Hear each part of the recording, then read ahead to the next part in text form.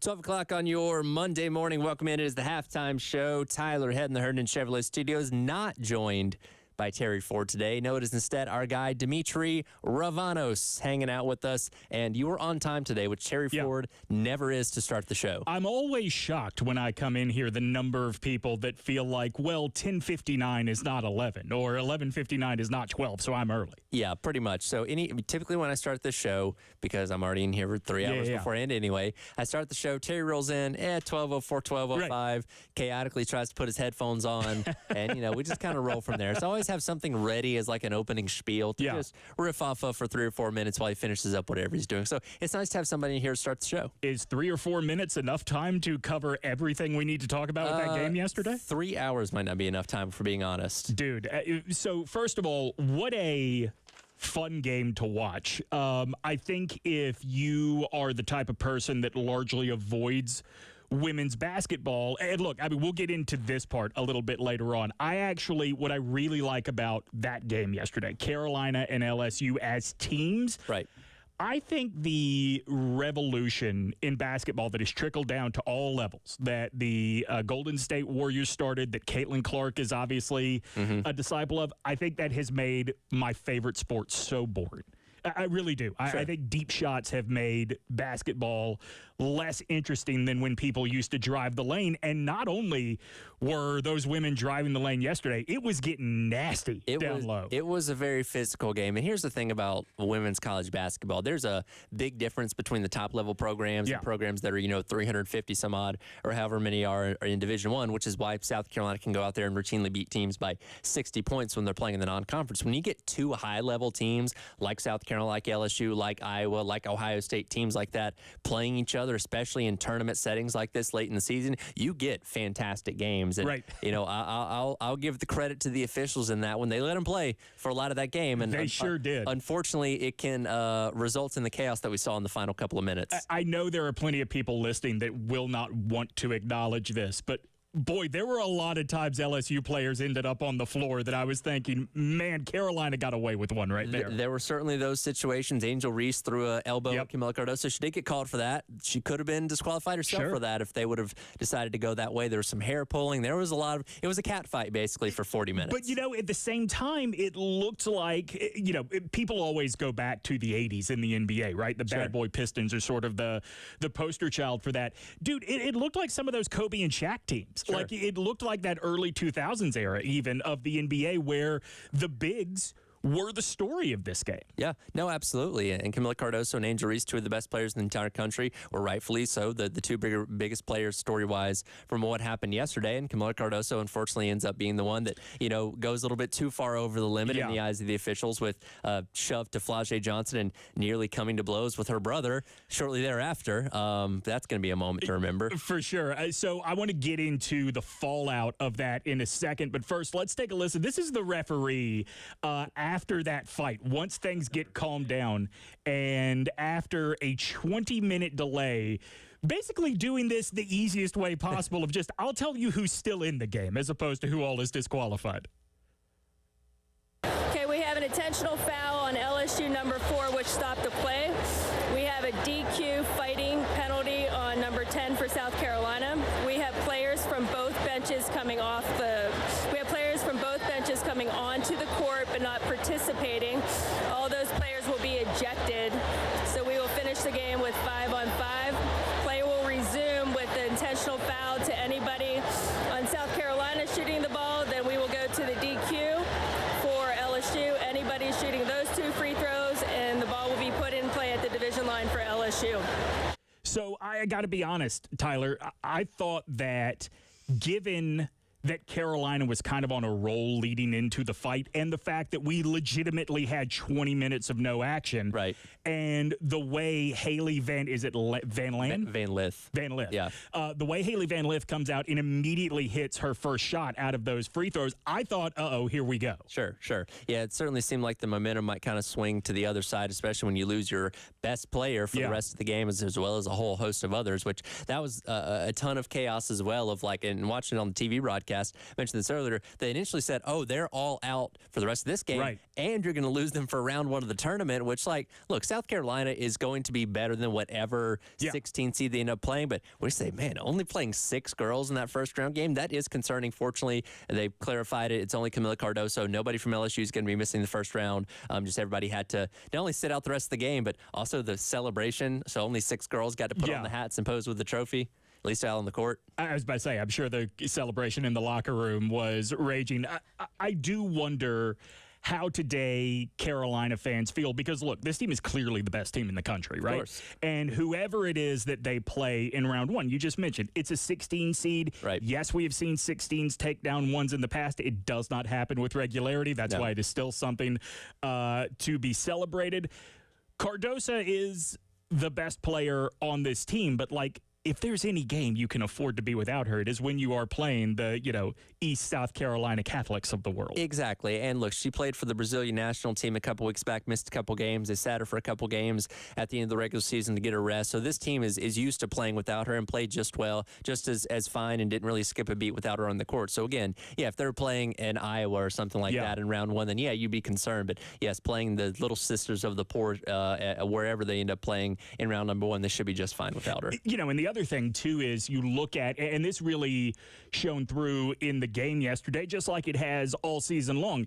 Yes, Cardoso is the leading scorer on this team, but it's not like Caitlin Clark at Iowa, right? It's not like everybody else is firmly in the rear view. Wiley, Pow, these are all players that are right up there in that same range in terms of contribution. And I mean that across the board. Like, where you really are going to be missing Cardoso is in rebounding. But again, you should have an advantage at every single position, both on the floor and on the bench in game 1 of the NCAA tournament if you're South Carolina. Yeah, and obviously she, from a size standpoint, doesn't compare to anybody else on this team, but we've seen in the games that she's been out, Wiley. We've seen Tessa Johnson. We've seen these other girls be able to step up in those certain areas like rebounding, be able to kind of pick up the slack of what she leaves behind. So again, if anything, it just gives her an extra game of rest to prepare for round number 2 and whoever they end up taking on that one. So again, they should be fine. For that first round game, it just that was just a small part of the chaos that was the final. Because really, when you talk about the final 2 minutes, the final 30 minutes of total real time of that game, because they were on pace to wrap up in about a tight 2 hours, as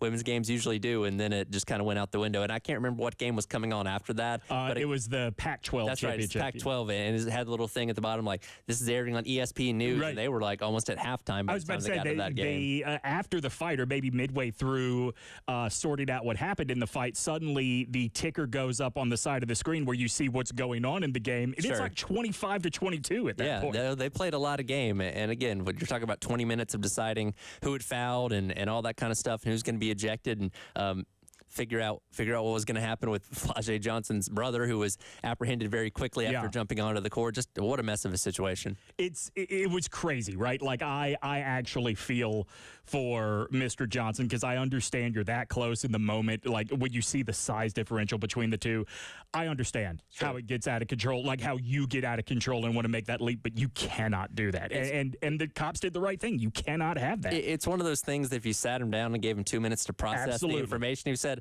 I'm going to sit right here. But seeing your sister get pushed down by a much taller girl, that was his initial reaction. And thankfully, again, the officers there, apprehended him. There was somebody else that was attempting to also come onto the court that they grabbed and kind of ushered back in as well. It was more than someone else. Like, if you saw that wide shot, there was one security guard that steered about 3 dudes away from the court. Like, good on that guy. Hey, the Panthers need him on the O-line. Yeah, no kidding. I do want to play this clip of Dawn Staley in her post-game remarks with ESPN, the interview on the court, because, look, as much as we want to celebrate what this team was, even Dawn recognized in that moment you can't just gloss over the fight. Sure.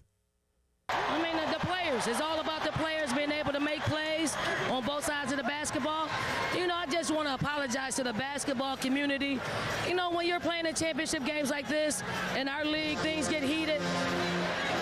No bad intentions. They just try. Their emotions got so far ahead of them that sometimes these things happen. So I want to apologize for us playing a part in that, because that's not who we are and that's not what we're about.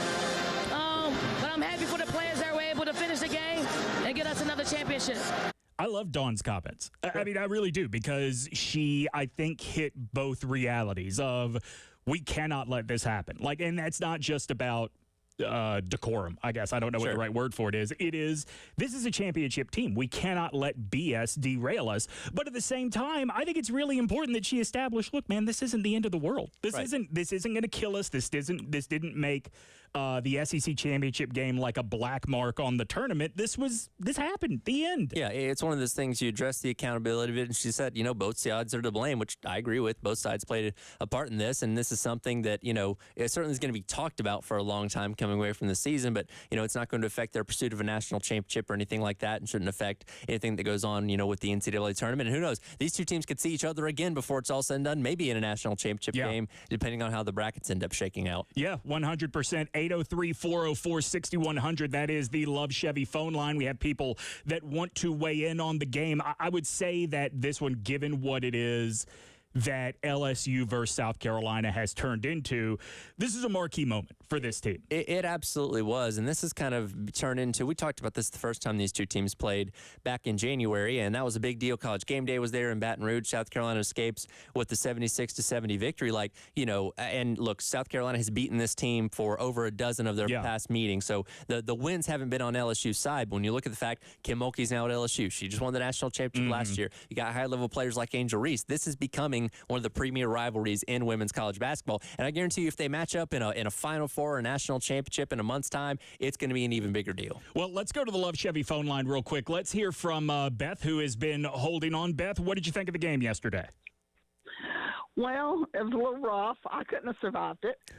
But I'm wondering if the bloody mouth that Cardoso had, did anybody ever review how she got that?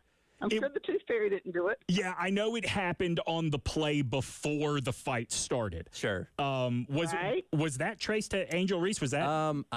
So much happened, I can't remember now. Like so much happens that it's hard to figure out exactly, but it would make sense that it's the two bigs down low. Sure, and look, they were going at each other the entire game. As I mentioned, Angel Reese threw an elbow earlier in the game. They got called for a foul. She was yanking on Cardoso's hair. And look, if they're letting you play, you're going to try and push the limits and see what you can get away with. Like, I get it to a degree. Yeah, definitely a chippy game, and Angel Reese and Capella Cardoso were definitely throwing hands to a degree with each other until things kind of became what they became in those last couple of minutes.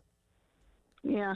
A lot of times they'll review that. Also, now I'm older than all y'all put together, but back in 1970, I think, Carolina men had a tussle or whatever you want to call it with Maryland. And then they had to play them again later on in the season. My uncle and I were listening to that game. It wasn't on television, of course, but it was on the radio. And I think it was like something like 10 to something in the first half. That was a crazy game because I think everybody was scared to even touch each other.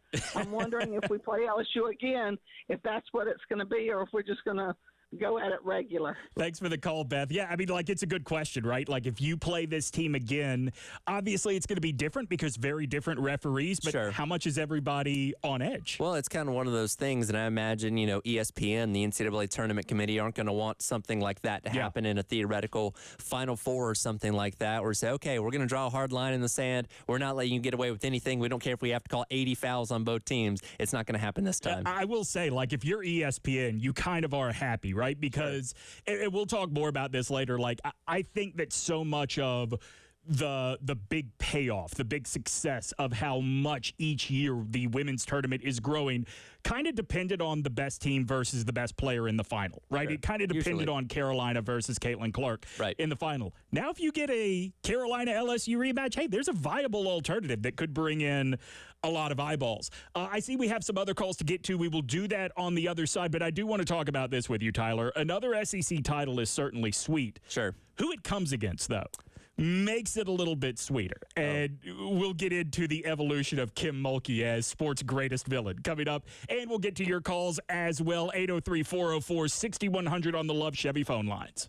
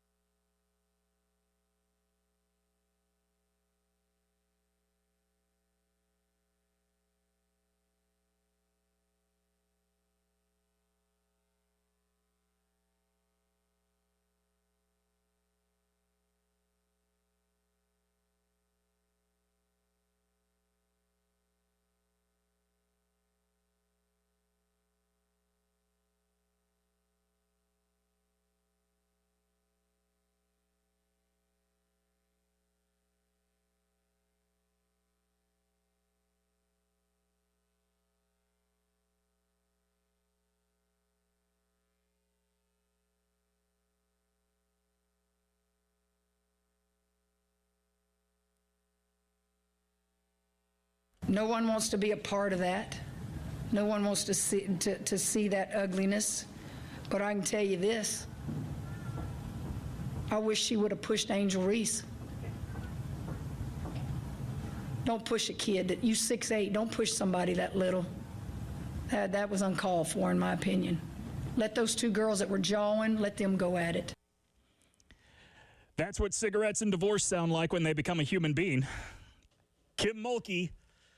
I got to tell you, man, this is actually a sign of the health of women's college basketball. Sure. She's becoming not just this sport's top villain, she's becoming one of the top sports villains. One of the top sports villains. She has the crazy outfit. She looked like Ric Flair yesterday. She's got a lot of everybody look at me in her, right? Oh, definitely so. I brought up the point. Our guy Elijah was actually out there at the tournament, and I asked him if he had gone to Kim Mulkey's press conference. He said no, because he was out there doing the celebration with the with the women's team for the trophy ceremony and stuff like that. And I said, that's good, because she would have chastised you in some kind of way if you asked a question.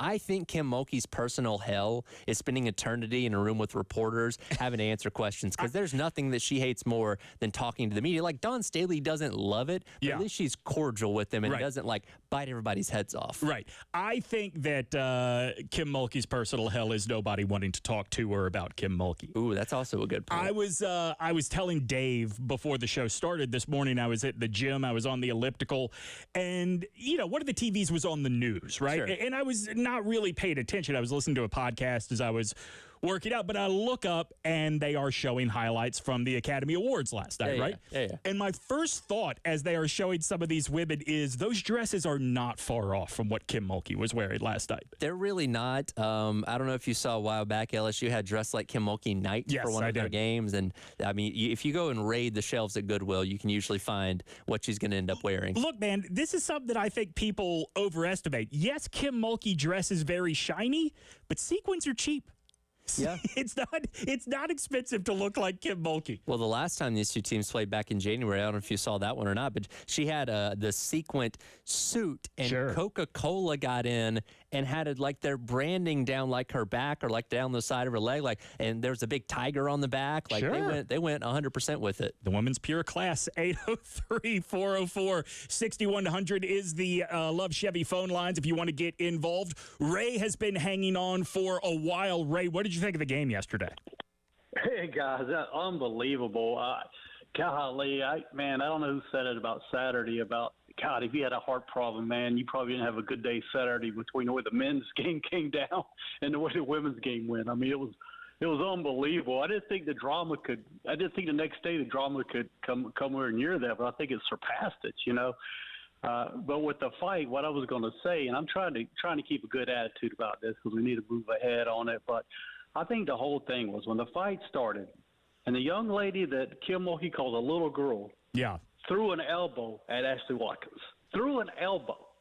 Now, when she threw that elbow, she no longer was a little girl. And I think, and although that Cardoso shouldn't have done what she did. But she's kind of the young lady threw the elbow, her back is to Cardoso. So she's thinking she just landed an elbow on top of her player's head. And I think she's thinking, I got to come help out. Now, she shouldn't have done that, but it never fails. A person that always starts these things somehow gets to hide, behind the other players, and then people forget she's the one that actually started the whole brawl. No, I'm with you. Like, if you're Kim Mulkey and you don't want your smaller players in a fight with a Carolina big, tell them not to start a fight. I mean, it seems pretty obvious to me. And I heard somebody say that she pushed her off. She didn't push her off. She threw an elbow at her head. Yeah. I mean, that's a big difference. But anyway, I do think what you said earlier that Mulkey's like Ric Flair. I think she is the way she dresses.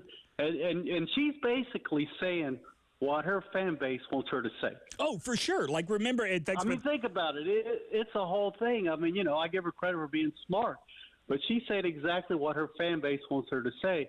But look at the difference of just pure class, how Dawn answered. Dawn could have came out and said, well, her player should have threw the elbow, but she didn't. She apologized. Yeah. And there's Mulkey, making the comment. And you know what? I'm going to say something probably not nice here, but Angel Reese, to be that talented of a player, but to play so dirty. I got news for her. Try that on the next level in the WNBA. It won't go so well for you. I mean, she pulled her hair. She threw elbows. I'm like, my goodness. I mean, she's my niece. I thought she was a class player. I mean, she's a great player, but she needs to mature a little bit. That's just my take. All right, I appreciate the call, Ray. Thanks so much. Let's go to Claudia real quick before the end of the segment. She's been holding on for a while as well. Claudia, what is the bigger headline in this game? Is it the SEC championship or is it the fight? It's got to be the fight. I mean, what else have you been talking about so far? I mean, yeah. The fight shouldn't have started in the first place. I mean, I thought that one player from LSU, I thought she did not need to start that fight. She didn't need to be jaw-jacking. And in my opinion, I believe Cardozo shouldn't have started it, but I believe that she was standing up for her teammate. I mean, she saw an elbow being thrown in the back of her teammate's head. Yeah, I mean, listen, it's one of the reasons that, like, I understand the reason the automatic ejection if you leave the bench rule is in place. Like, it is meant to make you think twice before you just react. But I do feel for all of those women that got thrown out of the game, because how do you not react when you see, you know, what is essentially your sister being attacked like that? Yeah, it's one of the... If I were in Cardozo's position, I probably would have done the same thing. I mean, I care for my friends as well. I care for any teammates that I may have. If I see one of my girls getting hit, I'm gonna defend them. I'm not gonna just sit there and just do nothing. Yeah, no, I hear you, Claudia. Thanks so much for the call. And that's, going back to Kim Mulkey's comments of, I wish she would have done that against Angel Reese. Well, if Angel Reese would have been the one that, shoved Ashlyn Watkins, then she would have done that to her. And I feel like Camila Cardoso probably could have shoved her to the ground, too. And again, I get why she's disqualified because she's the one that shoved her to the ground. Sure. Flau'jae Johnson probably could have been disqualified, too. That's a different debate, and it didn't end up getting called at the end of the day. But it's a heat-of-the-moment reaction. You see your teammate, getting shoved over there. You react to it, and then all hell broke loose. I think that it is fair to say that Cardoso is not, like, black and white the villain here. It's not that easy. However, I do think the punishment fits the crime. I don't have a problem with the ejection at all. Yeah, and again, everybody else got ejected because of the bench rule and all that kind of stuff, so it ended up being a whole lot more than maybe what it could have initially been. But, again, I understand why Cardoso got, disqualified, and again, the team's going to be fine without her for the first round of the tournament, and they'll go her back in the second round, and, she's going to resume being one of the best players in the country. Yep, the numbers say Carolina is alone at the top, so who is the biggest threat as we now train our eyes to the NCAA tournament? Debbie Antonelli will call the action right here on 107.5 The Game as part of Westwood One's coverage. She will answer that question for us next on the Halftime Show.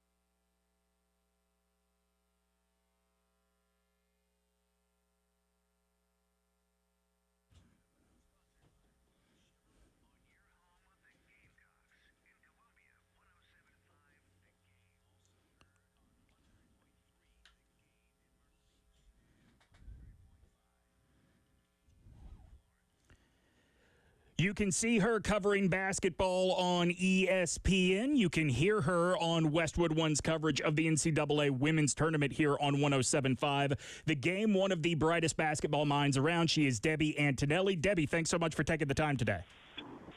Hey, guys, thanks for having me on. It is a beautiful day in the Lone Country here in South Carolina. I haven't been home in so long. I miss this place. You know, I thought about this as I was watching the game, and I reached out to you last night. Certainly with your association with the ACC and having been so wrapped up in that tournament all last week, that had the focus, or I guess the bulk of your attention.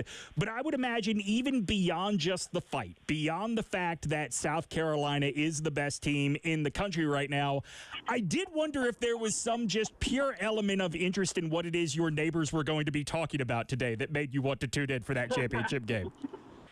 You know what, guys? I mean, I'm a national analyst, so I cover everything. So I'm paying attention to all of it. And I think people forget I was on the SEC network for 5 years prior to the ACC network launching. So, and I also was there when Dawn first started covering the games on Fox before the SEC network even existed. So, of course, I'm so proud of what Dawn has done, and I love watching her team play and compete. And I, quite frankly, really enjoy being around Dawn. You know, this is, I think, one of the more interesting teams Dawn has had here because of the amount of turnover from last year's team. And here they are again undefeated as the regular season and the conference tournament ends. As you look around the country, do they feel nationally like they do locally as clearly the best team around, or do you see someone that could obviously be a threat to them come tournament time? Well, on the national scene, everybody knows they're the best team. I mean, look, they've had 2 years of playing basketball, and they've only lost one game, and that was to Caitlin Clark in Iowa, right? I mean, it's quite remarkable what Dawn has built, and I know she doesn't like the word dynasty, but clearly they're headed that way if you don't already define it that way. On the national scene, yes, I mean, they're, you know, the SEC tournament, you could say it exposed or it didn't. It doesn't matter. They won the games, and they're going to be better for the experience of the adversity that they face. So I 100% believe that as good as they are, this is just going to give them another edge, because I'm sure there's some measure of Dawn, you know, putting that chip on their shoulder about, hey, we almost lost, and we didn't. Okay, now here's where we need to focus moving forward, and you definitely get their attention on another level. Again, Debbie Antonelli joining us here on the Halftime Show. And that's a good point that you bring up, because they didn't play their best basketball through a lot of this tournament. 24 turnovers against Texas A&M in Friday's game. Needed the miracle shot from Cardoso that we haven't even talked about in this hour to win that game against Tennessee in the semifinals on Saturday. And we've talked about this all season long. When you're a team that has been undefeated, the lone remaining undefeated for a long time in women's basketball, you know, there's an idea in people's minds that you can get complacent and say, hey, we're invincible. Nobody's going to be able to beat us. And when you get in kind of these rock fight type of games, have to claw your way out for a victory, that can be that wake-up call that, hey, let's look in the mirror and figure out what we did wrong here to not run into the situation again. And I can't think of a more perfect time to have that kind of assessment than heading into the NCAA tournament next week. I 100% agree with your point. I think in-game, I refer to it as slippage, maybe not as tightened up on your details, maybe not as buttoned up on certain situations in the game. And now you've got some film that you go back and say, look, we could do this better. We have to stop turning the ball over. This is not what championship-level teams do. And when you get to the NCAA tournament, it is about matchups. Now, of course, no one wants to be on the same side of the bracket as the Gamecocks. However, there are a couple of styles of play that might be troublesome at points in the game. Will it be enough for 40 minutes? I don't know. But Ohio State's a team that presses all game. Nobody presses South Carolina. Creighton or Drake or Iowa are teams that have 5 players on the floor that shoot the 3. The SEC doesn't really have that. So those are interesting styles that, you know, could cause a bump in the road. Could it do damage for 40 minutes? That's what we want to see. And as fans, we're interested in that. There are some teams that have some size. You know, a Lauren Betts at USC, she's the same size as Cardoso. There are some other players that have some size. So it'll be, you know, I can't wait. I mean, that's what makes it so fun. And as Gamecock fans, you absolutely have to be loving this time of year, because every year your team is right here ready to go, ready and positioned to win another title. You mentioned earlier that, Dawn doesn't really like the word dynasty. Obviously, what has been going on here since, the beginning of 2020 has been hard to deny. Just what an amazing run this is. Obviously, you go back to the first championship as well in 2017. I do wonder, what is left for her to accomplish? What mountain that she has not already climbed is there that you think keeps her feeling challenged in women's college basketball? Because at 53, if she wanted to make the move to the WNBA, let's say, there's a chance for her to have a whole second dynasty and do this on a different stage if she wanted to. What keeps her coming back to Carolina year after year? Inside the game of basketball, it is one of the most complete resumes that you're going to find. So I'd say nothing if you ask me about basketball. But if you know Dawn and how she values the experience of her young people and why she keeps doing it, because she calls herself a dream merchant. She's there to help provide an opportunity for these young women to do whatever they want to do next. And I really believe that. Dawn, over the course of her lifetime, from the beginning of her basketball days to even now, I think she would consider herself an underdog. And we would look at her and go, there's no way she's an underdog, right? Because she's accomplished and done so much. But I really believe it's embedded in the experience of her young women. I 100% believe that. And I don't think that's going to change. And I think that's why she loves what she does. Now, she's done everything in basketball. Clearly, she has enough money. She can do whatever she wants.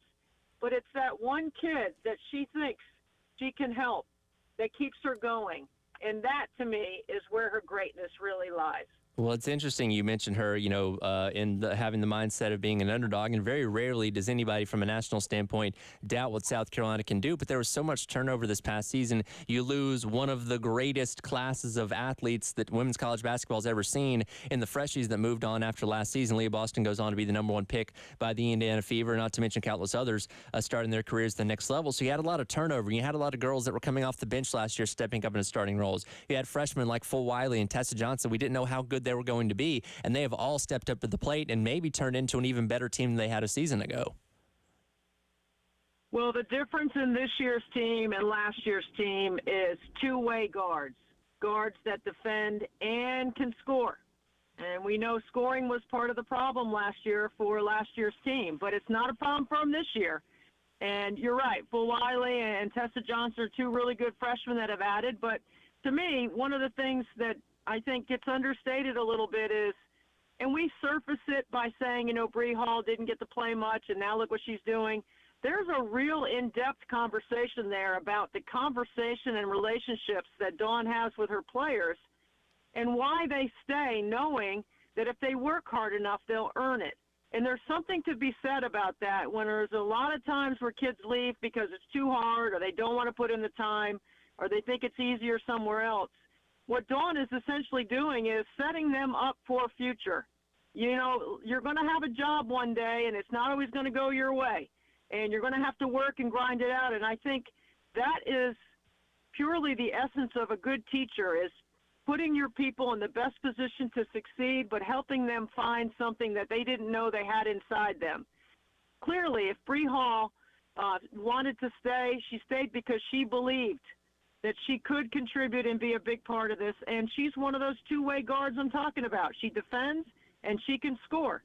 And that makes this team much more versatile, more dynamic, changes the space around Cardoso, makes them a better team. You will hear her on Westwood One's coverage of the NCAA Women's Tournament, which will air right here on 107.5 The Game. She is Debbie Antonelli. Debbie, you're one of the best. Thanks so much. Hey, guys, anytime. I love coming on. Please have me back, and good luck to all the Gamecock fans in March. I cannot imagine we will not be having her back very soon. Debbie Antonelli. Look, she, I think, hit on not only some of the stuff we know, But what we want to hear, like, I want to know from that national perspective, somebody that has seen the entire country play, who are the teams that you look at Carolina and you say, I think they can beat the Gamecocks? Yeah, absolutely. And again, we talked about this earlier. There's a big talent gap between the top and the bottom when it comes to, NCAA, women's basketball. But with the talent at the top, the Iowas, the Southern Cals, the Ohio States, teams like that, they're viable challengers. And we've seen South Carolina take on the Marylands in the regular season, the UConns. They've tested themselves up to this point, played a close game against North Carolina in the non-conference before conference play began at the beginning of the year. So they've been tested, as we saw them tested several times this year. It's not a foregone conclusion they're going to be playing in the national championship or make it to the Final Four. They're going to have some challenges to go through. We have a lot of phone calls to get to. Yes, we do. have a lot of text to get to. I promise you, when we come back, we will immediately turn this show over to you guys. He is Tyler Head. I'm Dimitri Ravanos. This is 107.5 The Game and The Game Network.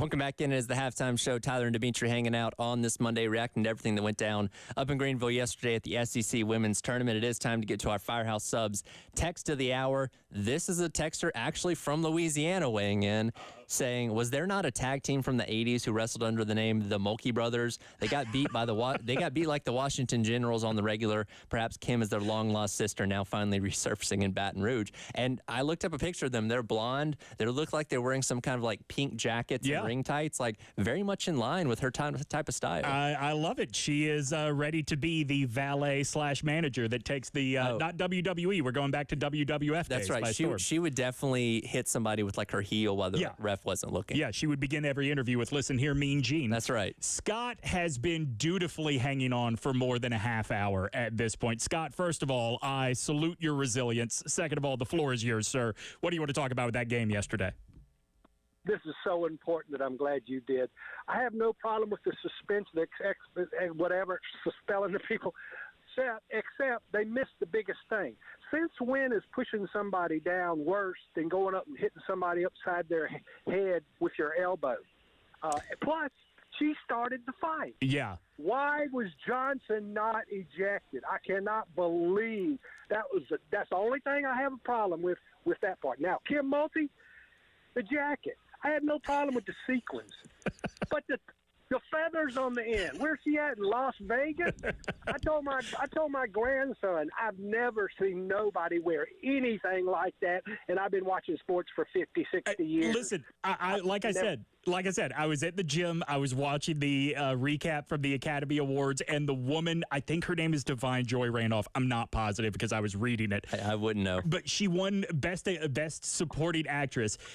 They show her in her dress, and it's like the whole thing is made out of Kim Mulkey's sleeves. That was my very first thought. It was like, and the crazy thing about it, it just shows her personality.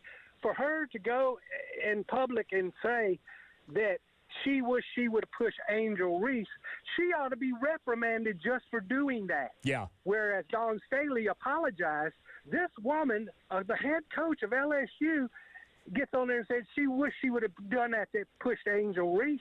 She ought to be sanctioned. She ought to be penalized, fined for just doing that right there. Scott, I appreciate the call, man. We got a lot of people to get to. I really appreciate you hanging on. Let's go to Charles, who also wants to talk about Kim Mulkey. Charles, take it away, my man. Hey, I hope you all are doing well today. Thanks for taking my call. First off, before I get to my point about Mulkey, I have to say I agree with y'all regarding the opinion of Cardoza.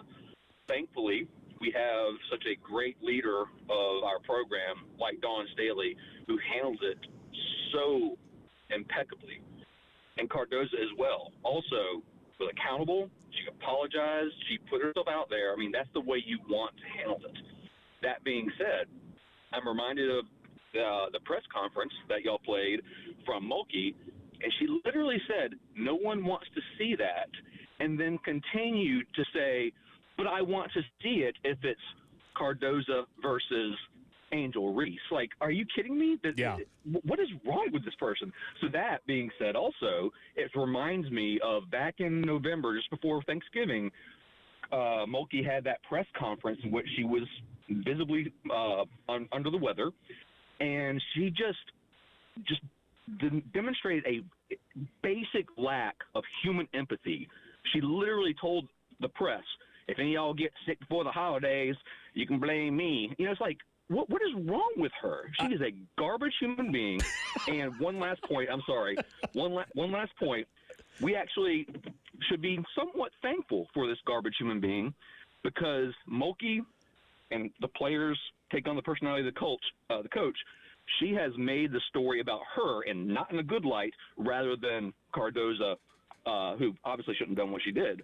So, be kind of thankful for this garbage person, but yeah, garbage person. Thank you for taking my call. I'll listen off the air. No, absolutely appreciate the call. And that's actually a good point. Like, so much of the conversation around this is Mulkey's reaction to it. And look, she's universally hated by just about everybody outside of Baton Rouge. Like, Dawn Staley, again, can be controversial to some people, but I feel like is more respected and liked than Kim Mulkey is. So, yeah, she took a little bit of the heat off of Carolina in a way after the game. I think it kills Kim Mulkey. I mean, like, literally, I think it kills Kim Mulkey that she won another national championship at another school last year and somehow it's Angel Reese that's asked to pose in the Sports Illustrated swimsuit issue. How dare you? Don't you know I'm the star here? Don't put that image in my head. No, Thank listen, you. I'm not saying we all want to see it. I'm just saying, like, I think Kim Mulkey wants all that attention. Let's try and squeeze in Bill here because he's been holding on a while, too, before we go to break.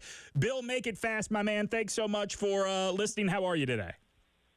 I'm good, thank you. Okay, first off, the personification of class versus no class, just look at Dawn Staley and Kim Mulkey. Second, is there a rule in women's college basketball that if you're limited to 4 players, you have to forfeit the game at that point? And third thing, I really thought that the Johnson girl, who kind of started everything, should have gotten a second flagrant foul for the elbow she gave to Watkins, and 2 flagrant fouls, should have called for her to be ejected. I think the refs missed that.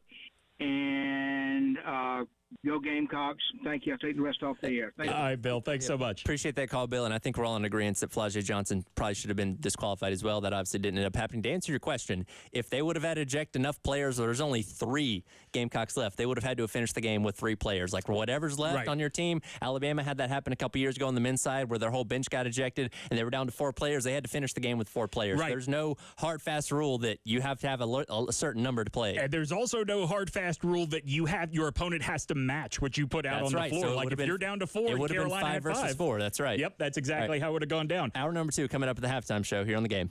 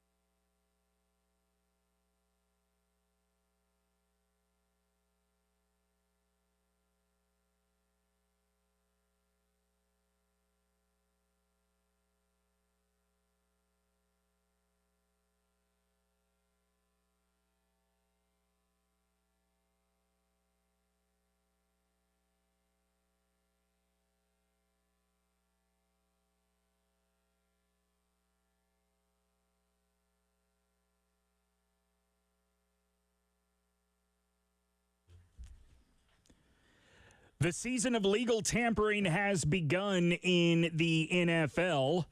That didn't stop moves from happening over the weekend, over the course of today. I'm Dimitri Ravanos. He is Tyler Head on the halftime show.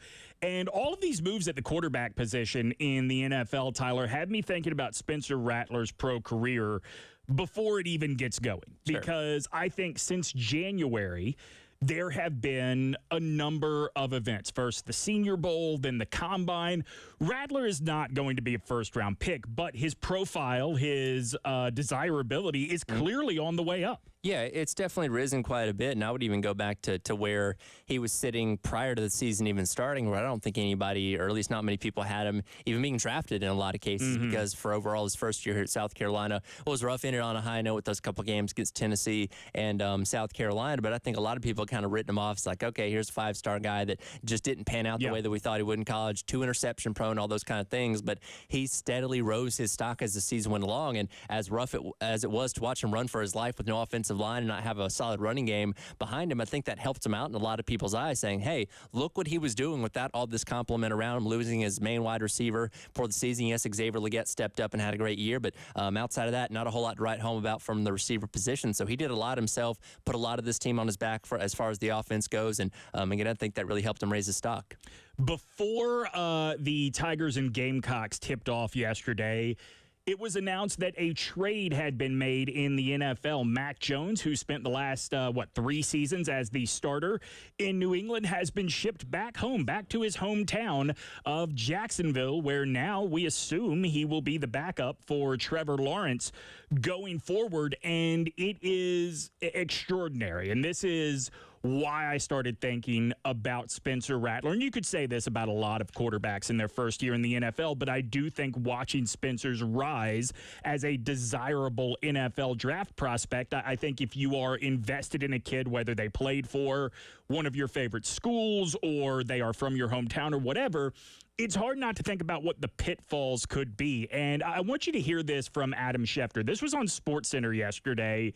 He outlined that 2021 quarterback class of NFL draftees, a highly touted class, a class where we thought a lot of teams would be getting their franchise quarterback. Here's how that has worked out just 3 years later. If you look back to that draft class now, it's amazing to look at. Trevor Lawrence goes 1. Zach Wilson goes 2. He could get traded this offseason. Trey Lance goes 3. He's already been traded. Mac Jones has been traded, and Justin Fields could be traded. I mean, that is an insane amount of movement, and I think Mac Jones is really the guy I zero in on here, because great talent around you can really skew the way NFL teams think about a college quarterback. I mean, it is amazing what one of the 3 best college wide receivers ever did for Mac Jones's status in the NFL. I think a lot of people, when he was playing at Alabama, and I'm sure he was a 4 or 5-star guy coming out of high school. I think he was a 4-star guy out of high school. It sounds about right, but I very much looked at his career very similar to like a Jake Coker. Like, yes, he's responsible for leading this team to a national championship game, but overall, it wasn't necessarily him doing all the work. He had a complement of pieces around him. Jake Coker didn't even get a shot in the NFL, and Mac Jones was viewed, I guess, because he was in the same room with Tua, in the same room with Jalen Hurts. Like, well, this guy's got to be just as good, right? And remember, he came up under the Sark system, which obviously produced a lot during Steve Sarkisian's time as an offensive coordinator. He had not just Devontae Smith in his Heisman year to work with. Jalen Waddle was also a big piece of that. Najee Harris was a big receiver out of the backfield for Alabama. And you have Nick Saban's relationship with Bill Belichick, right? All of that combined, I think, put Mac Jones in a position he was not built for. Like, I think Mac is going to have, or I root for him to have, a long NFL career. I just kind of compare him to Blaine Gabbert, right? Blaine Gabbert, coincidentally drafted by the Jacksonville Jaguars in the top 10, had no business being a first-round pick, but has consistently had work in the league this whole time. Oh, he's very much going like the Charlie Whitehurst route, where he's going to be on rosters forever just for holding clipboards, and occasionally gets out there, you know, when somebody's helmet pops off or something like that. Who was the guy that ended up having to play for the 49ers in the NFC Championship game? Not this past season, but the season before. Was it Josh Johnson? Josh Johnson. So I think he'd been on like half the teams in the league. Yeah. I think it's with the Giants for a while, but like he legitimately was just the true journeyman guy. And yeah, after everybody else goes down, they're like, hey, you go out there. And then I think he got the concussion that kept him out of the game. And then they had to throw Brock Purdy out there, who wasn't capable of throwing a forward pass. And that kind of did that game in. But, Mac Jones, he had moments, sure. It wasn't all terrible, but I think, he's very much a victim, which this is the reason why Bill Belichick isn't the coach in New England anymore. The system that worked for Tom Brady does not work for a Mac Jones. And just saying, okay, we'll go out there and beat Tom Brady, and we're going to surround you with average to below average guys that you're going to have to turn into superstars. It doesn't work. I'm glad you mentioned those two names, because Tom Brady and Brock Purdy, for every one of those guys, there are about a dozen Mac Jones, a dozen Blaine Gabbards, a dozen Jake Lockers. Name all of those guys that went in the top 10 and did not pan out. And this is what I've been worried about with Spencer Rattler, because I do want him to do well in the NFL. But you look at what it is that we watching the Gamecocks have said, oh, these are Spencer's problems. What NFL scouts have looked at film and said, okay, these are the things that are really going to be problems for him when the competition moves up a level. It's decision-making. It's those anticipation throws. He can definitely hit windows, but right now he is a guy that still sometimes, even on a roster like Carolina, thinks he can out-talent everybody. Right? And that's just a recipe for a rude awakening in the NFL. So I do hope that Rattler, listen, if he sneaks into the second round, good for him. I think if you're rooting for him, though, I don't think there's anything wrong with rooting for him to go in the third or fourth round into a better situation. No, absolutely not. And I don't know if he's a guy that you can look at and say, yeah, that's definitely a day one starter in the NFL. I think he might benefit from being able to go to whatever team would end up picking him up and being able to sit behind an experienced quarterback, marinate a little bit. And, I brought this point up a couple weeks back that this past season, more quarterbacks started games in the NFL in a single season than any other time in history. Yes, you have the extra game in the season that certainly does add into that, but you had so many injuries. You had so many guys getting benched. It's just being a backup quarterback, there's a very good chance you're going to get to play at some point that season just based on the law of averages. So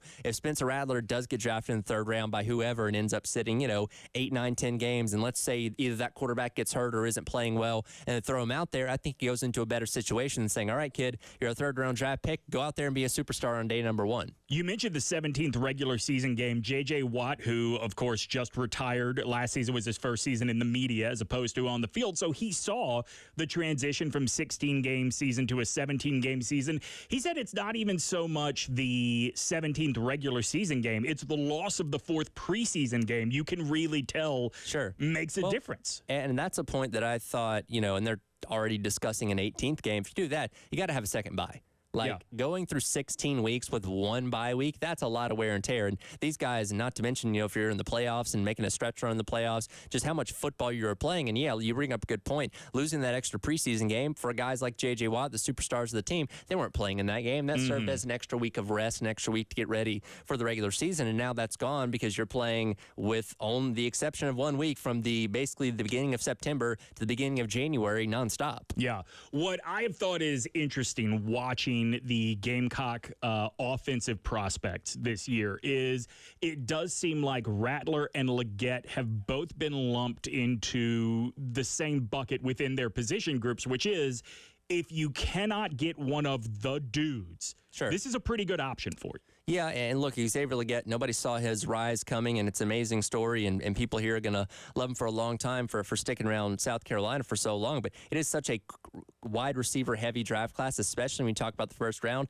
I wouldn't be shocked if he slid into the back half of the first round, but in a similar situation, if he ends up going high second round, that's not the end of the world, and yes, you would probably ideally like to go back half of the first because you're going to a better situation like a Kansas City or something like that. And it's a better situation contractually as well, as opposed to maybe getting picked up by a Carolina or something like that early on in the second round. So, he's certainly in the same vein, kind of similar to Spencer Rattler, and he's not seen as that upper echelon of guy, but still pretty solid. And look, I will reiterate, I do want these Gamecock players to have success, go higher, et cetera, et cetera. However, I will point out that Amon-Ra St. Brown is one of the 5 best receivers in the NFL. He was in a wide receiver heavy draft class. He went in the 4th round. I think that receiver play has reached this different echelon at literally every level of the sport that I think deeper in the draft, you are still seeing teams take guys with the intention of this will be one of our top 3 receivers. Where was Puka Nacua drafted? Yeah, Puka Nacua was, what, a 5th-round guy this I think year, so, right? yeah. So who saw his rise coming? Cooper Kupp, guys like that it's never a perfect process, and not every first-round draft pick ends up being a Hall of Famer or an All-Pro or anything like that. There's a litany of guys that end up being bust and misses and all that kind of stuff, so you just never really know. It really comes down to player development, where these guys got to as far as their development goes in college, how much farther they need to go when they get to the NFL, and just kind of what kind of situation they're going into. There's so many X factors, so many variables that tie into this that there's no perfect way to predict how somebody's going to end up. Yeah, it's funny you mentioned that the idea of going to Carolina, the Panthers, would be a real bummer for Xavier Legette. As a Panthers fan, I recognize that team's primary need is on the offensive line. I don't want them doing anything other than an offensive lineman at 33 if they're going to stay there. But Legette is a guy I look at and think he could be there at 65, and boy, that would be a nice piece. Well, it's better than aging Adam Thielen as your number 1 option at wide receiver. And look, when they decided to bring in Adam Thielen, I didn't think that was a bad idea to have a veteran like that in your receiving corps. But when you look at it and say, oh, he's supposed to be your number 1 guy, that's where you have the problem. That certainly reared its ugly head this season. So, yeah, if you could potentially bring in a Xavier Legette and say, hey, here's this young, fresh guy that can be our 1, and is Thielen free agent again this season, or is he signed for another year? No, he's signed for another year. So, okay, if you make him the 3 or something like that, that's more of a role. Maybe put him in the slot or something along those lines. That's where a guy of his age and of his injury history should be at this point in his career. Well, I tell you what, let's put a pin in that, because I do want to dive more into the free agent wide receiver landscape and how it affects the Panthers in a moment. But I want to stick with the Gamecocks, because Garnet Trust and Carolina Rise are 1 now, and I wonder if that makes Shane Beamer's seat a little bit warmer, whether in reality or in fan perception. We'll get into that in just a moment. He is Tyler Head. I'm Dimitri Ravanas. This is the Halftime Show on 107.5 The Game and the Game Network.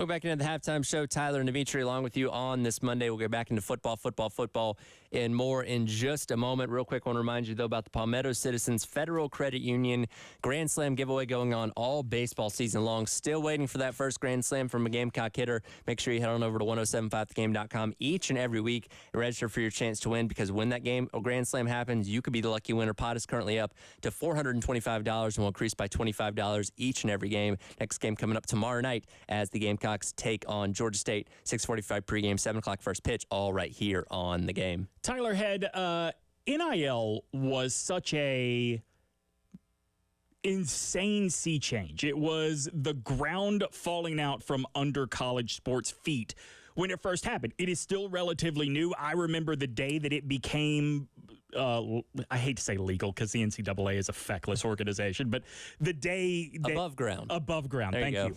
The day it became above ground, I was on vacation with my family. We were out in the Arizona desert, and I was looking for updates on my phone as this was going on. But I mentioned that it was this major change in the way college sports did business. I wonder, do you think we have an accurate view of just how important it is to the success of an athletic program? I think it's becoming clear. I know, and we're not even at the 3-year anniversary of that happening back in the summer of 2021. And I think initially for the first year or so, I don't think people really understood how it was going to affect things or understood the full scope of how you could use it necessarily. But as we're getting farther and farther into its tenure, you look at what a team like Ohio State's done this offseason with bringing in a lot of talent and literally, Ryan Day telling his collectives like, hey, we need X amount of dollars. We want to be able to compete with the Georgias, the Alabamas, whoever it may be, the Michigans, who they've obviously haven't beaten in the past couple of years. Like, we're getting to that point where it's literally a dollar figure saying, hey, you want to be in the college football playoff? You want to play for national championships? Get us here and we can get there. See, I think it's easy to say the teams and schools with the most money win. I know that dollar amounts, once we are talking about dollars, the higher one is going to be where most people default to. But I think you look at the way, like, say, LSU has handled NIL. Remember, literally the day NIL became above board in the NCAA, LSU had an ad running in Times Square, New York, featuring that gymnast Livy Dunn, which has been all over. I think she's the NIL. Biggest NIL earner across the board. I believe that's correct. It featured Joe Burrow. It featured Odell Beckham Jr. I mean, it just showed, look, this is the profile of LSU athletes. And I think that is the kind of thing that only happens when you have a defined direction for your collective. I think it is why it is such a big deal that Garnet Trust and Carolina Rise are now on the same page, have now merged with one another into one organization, because you mentioned Ryan Day. Getting the Ohio State collectives to be pulling in the same direction as opposed to against one another was a problem at Ohio State. I think the most famous example is at Florida, where they lost Jalen Rashada because NIL collectives were competing with one another rather than working together for the team. Well, and we didn't have that problem here necessarily with the Gamecocks, but it's nice to know that now there is one voice of the NIL collective. And I think it is learning from the mistakes of those other schools, saying, hey, we don't want to run in this kind of situation. We're all trying to achieve the same goal of getting our team, our program in the best situation. So why not come together and, have that one stream going into the Athletics Association, for these athletes to get NIL, which we're still early on in that process, but all accounts, and we have the Garnet Trust Hour every single week here on the game. We bring guys in, from there that, talk about it, and everything seems to be going well so far. And, they had the $1 million match at the beginning of the year, which is really cool, brought in a lot of money, and they hit that number, which was really great. So things seem to be trending in the right direction, and where that makes you stack up with the rest of the country, it's hard to tell because, unfortunately, these number figures are not public. So we can't say, all right, well, Georgia's here, and Florida's here, and Alabama's here, and all that kind of stuff. You just have to really kind of guess. And look, those people within the collectives themselves have a better understanding of what other schools are doing compared to us, a little bit more out in the open. But you really have to just go full bore with it and bring in as much as you can, and hopefully it stacks up with these other programs. Yeah, I think that idea of you just have to bring in as much as you can sort of speaks to what I think the difference has been, right? And this is not an indictment of Carolina Rise. It's not an indictment of the Garnet Trust. It's just an indictment of the process of NIL, which is because the NCAA spent so long trying to undo this rather than figure out the guide rails for NIL payments. It was the wild, wild west. And someone like LSU was ready to hit the ground running because they approached this like a professional organization. They approach this almost as if, like, look, obviously NIL collectives cannot officially be part of the university, but LSU... Not yet. Oh, that's part of my larger point. We'll dive into that. But LSU approached this with the idea of we have to work in conjunction with the university, and I think some other collectives have operated like the old booster model where everybody is having a measuring contest. Well, and that's the thing about this, because, again, there was no real guidelines. Just like, hey, you can pay players now, have at it. So there's no, like, blueprint on what the right way to go about this was. And, again, LSU, I agree with your point, I think had one of the better ideas right out of the gate, and we're seeing a lot of more of these schools kind of adopt those same kind of models because they see what's working with these other programs. But yeah, if you were able to write a book on the right way to do this, I think you'd have a lot more hindsight now than you had back in 2021 when, again, it was kind of open season. Like, all right, you can pay players, figure it out. You just can't be a part of the university and go from there. And again, we might be getting closer to that before too long here. But again, I think Carolina's looked at what Carolina Rise and Garnet Trust have looked at some of these other programs around the country, said, okay, we don't want to run into that situation. Again, we're all trying to accomplish the same goal. Let's come together and make this a streamlined process that benefits everyone at the end of the day. So let's talk about what the optics are here, because we have not had a Jalen Rashada situation at Carolina thankfully. where, because two different groups were pulling in different directions, it physically hurt the football team. Sure.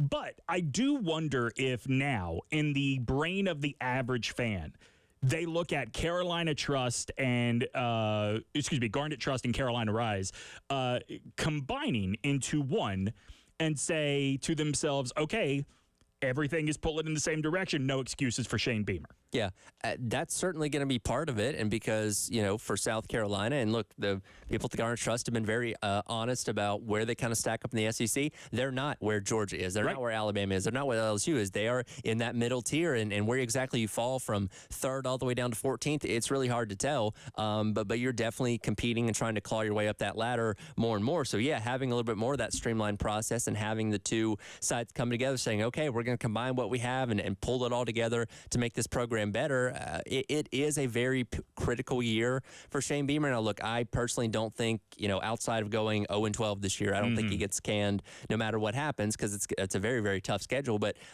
having that kind of stuff a little bit more sorted out now does certainly, turn more attention, saying, okay, here's your resources. We're giving you what you need. Go out there and make it happen. And look, I want to be very clear, Tyler. I agree with you. I don't think there's a reason Shane should be on the hot seat. I just wonder, and look, maybe the easiest thing to do here would be to ask the listeners, whether that is on the text line or on the Love Chevy phone lines. The number's the same, 803-404-6100.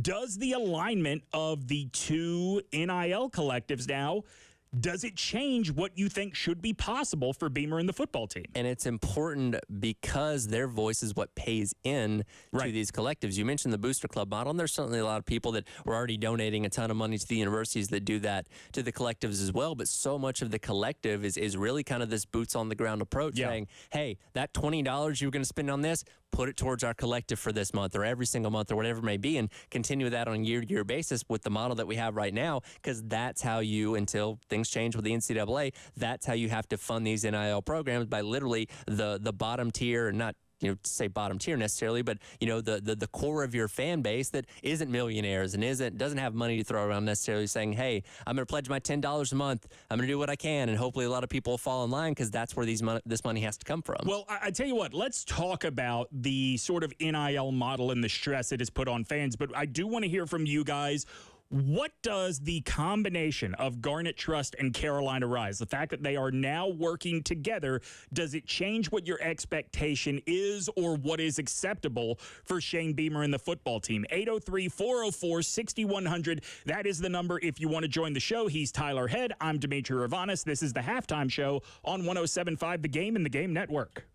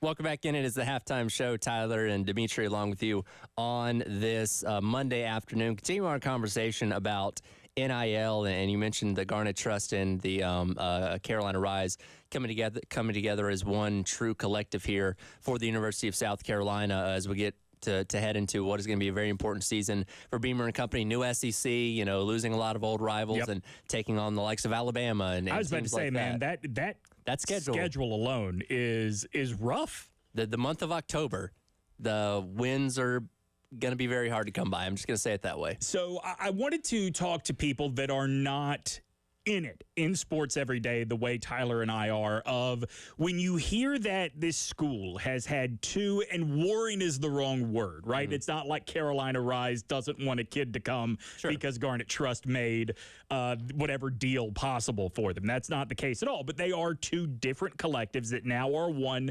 They are pulling in the same direction all the time. Does it change in your mind what should be possible for Shane Beamer for the football program? And obviously this will trickle down to other sports as well. Sure. But when we talk about NIL, everybody wants to know what that means for football. Let's talk to Ty. He's been holding on for a moment now. Ty, thanks so much for calling today. What do you think? Should this kind of raise the expectation for the football team? Hey, how y'all guys doing? My thoughts on this is a couple of folds. First off, this is just going to be a way to be able to keep status quo. What I mean is, once you have everybody that has their NIL going in the same direction, pretty much your NIL is going to keep players from leaving you, meaning that for keeping other people able to poach you where you can be able to match them from what I see is going on. So my thing is, it's not going in a good place. It's going to actually keep everything, or if you're able to have a good NIL, keep you where you basically are, because I don't see improving more of just keeping your resources in-house. And second, if it keeps going this way, you're going to have to form another position as like a capologist.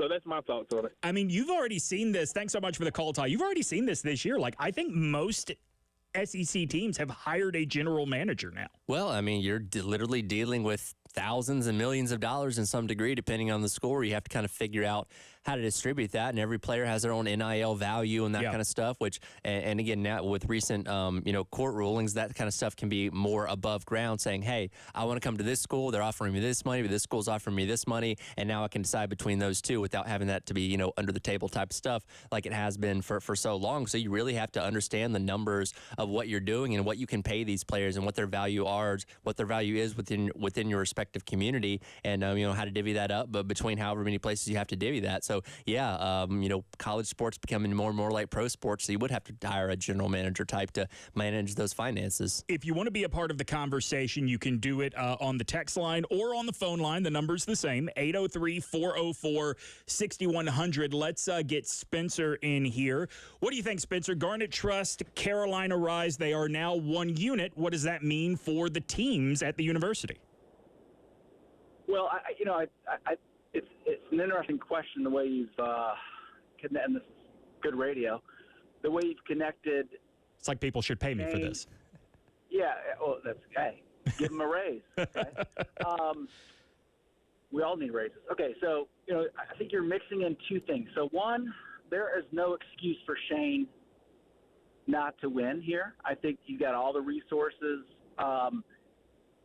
but.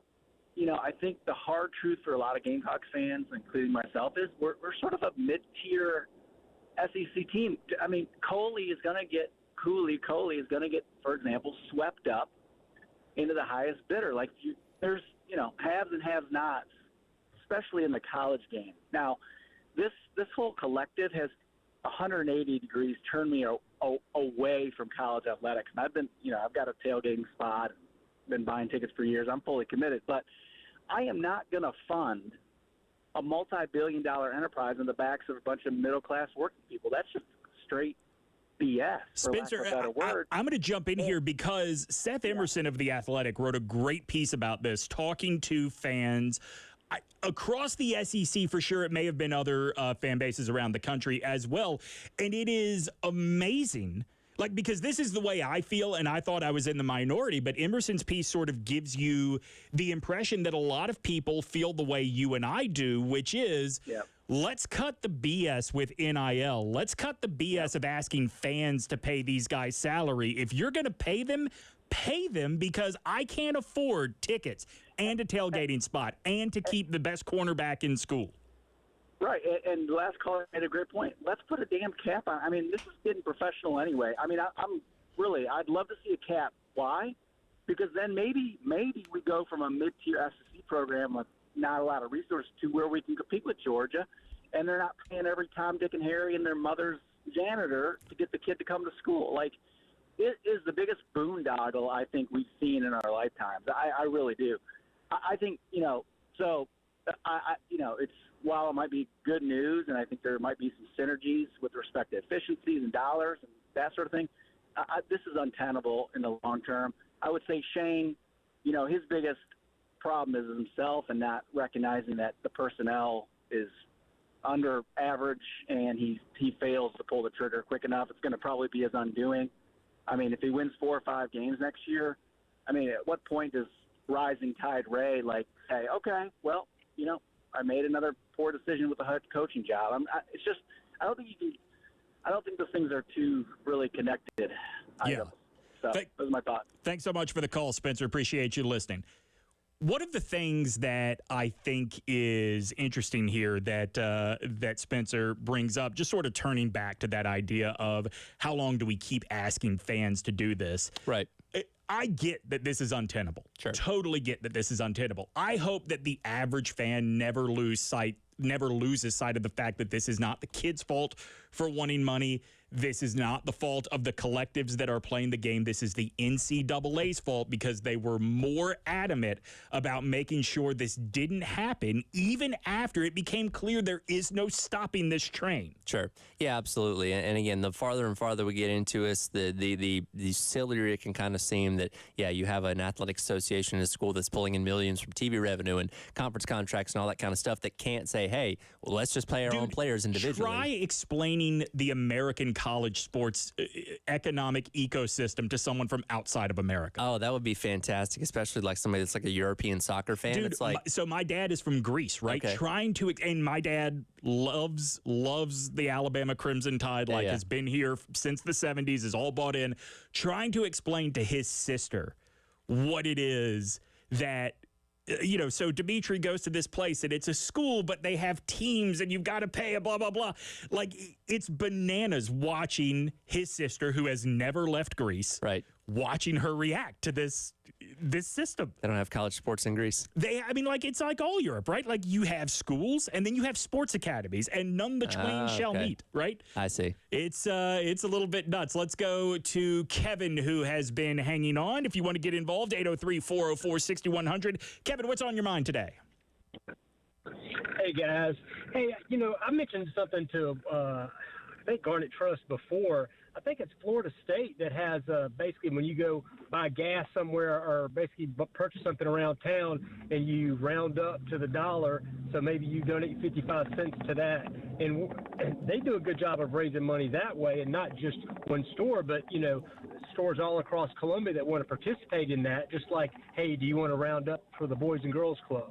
You could do something just like that, and that's not going to take care of everything by any means, but it's another revenue stream that doesn't appear to be being tapped in Columbia.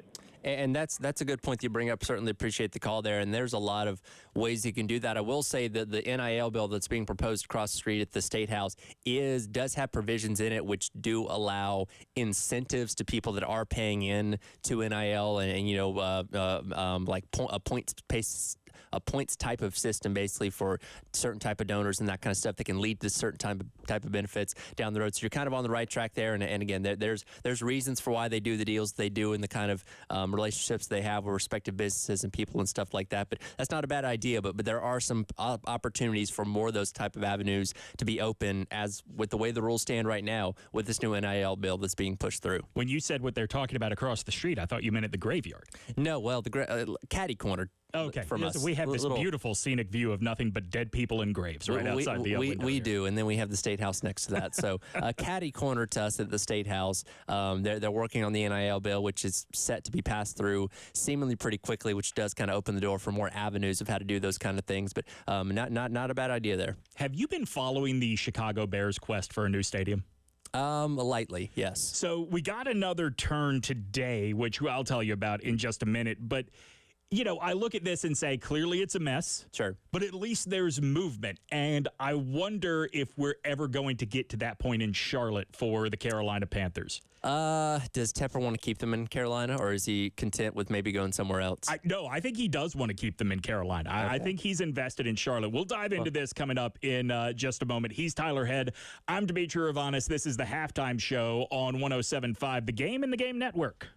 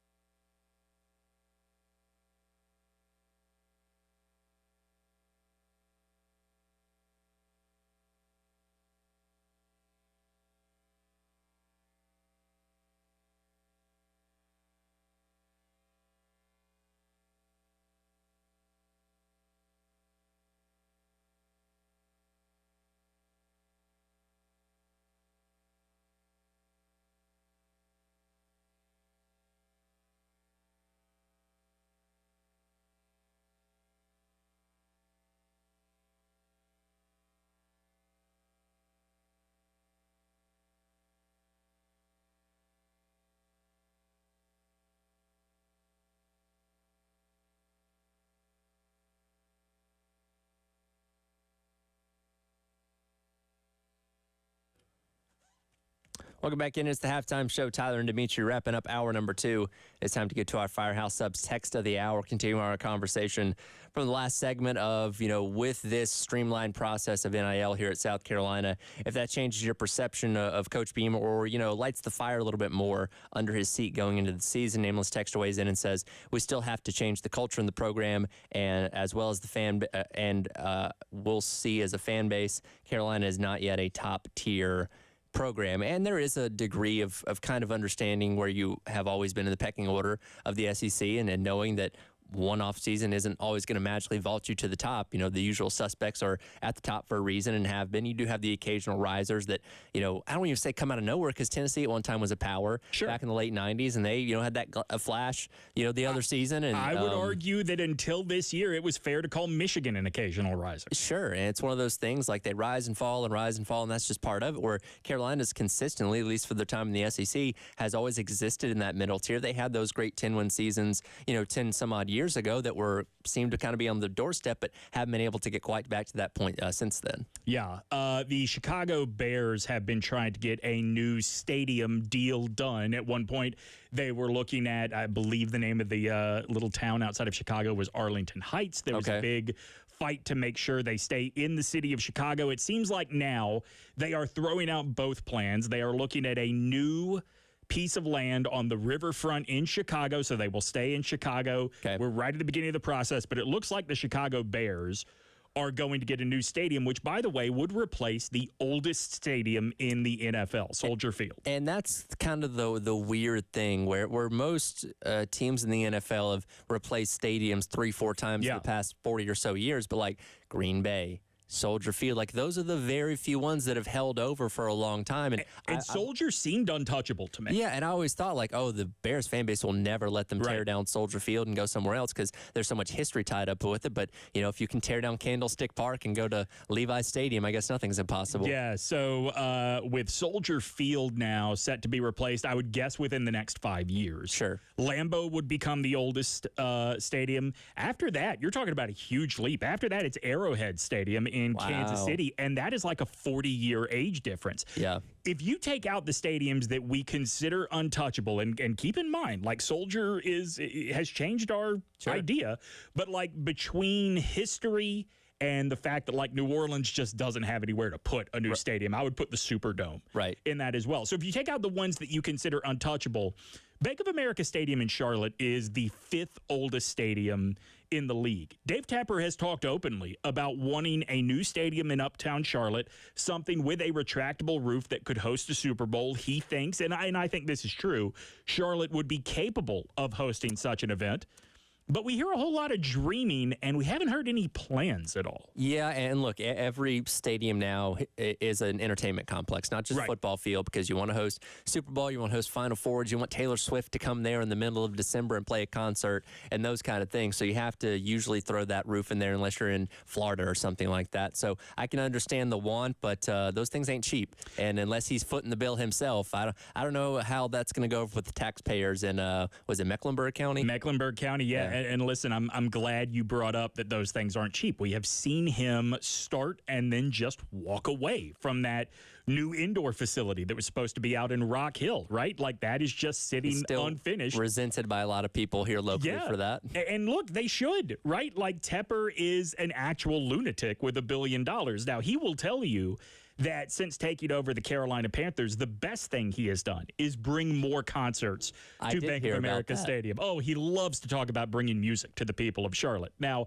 I hope you like... Did they not have music before? Now, see, it's interesting you ask. I seem to recall having seen Foo Fighters there, having seen AC/DC there, having seen a number of shows there that predated Dave Tepper, but I guess my memory must just be wrong. What year did he take over as owner of the Panthers? Was it 17, 18? Well, clearly those years before didn't exist. The 2 Super Bowls didn't exist. Yeah, you drive up 77 to 85. There's just a time void there. Exactly. David Tepper created the Carolina Panthers in 2017. We'll just leave it at that. Do you think that there is? Well, first of all, let me ask you this: 28 years old. Yes. Is that really an old stadium?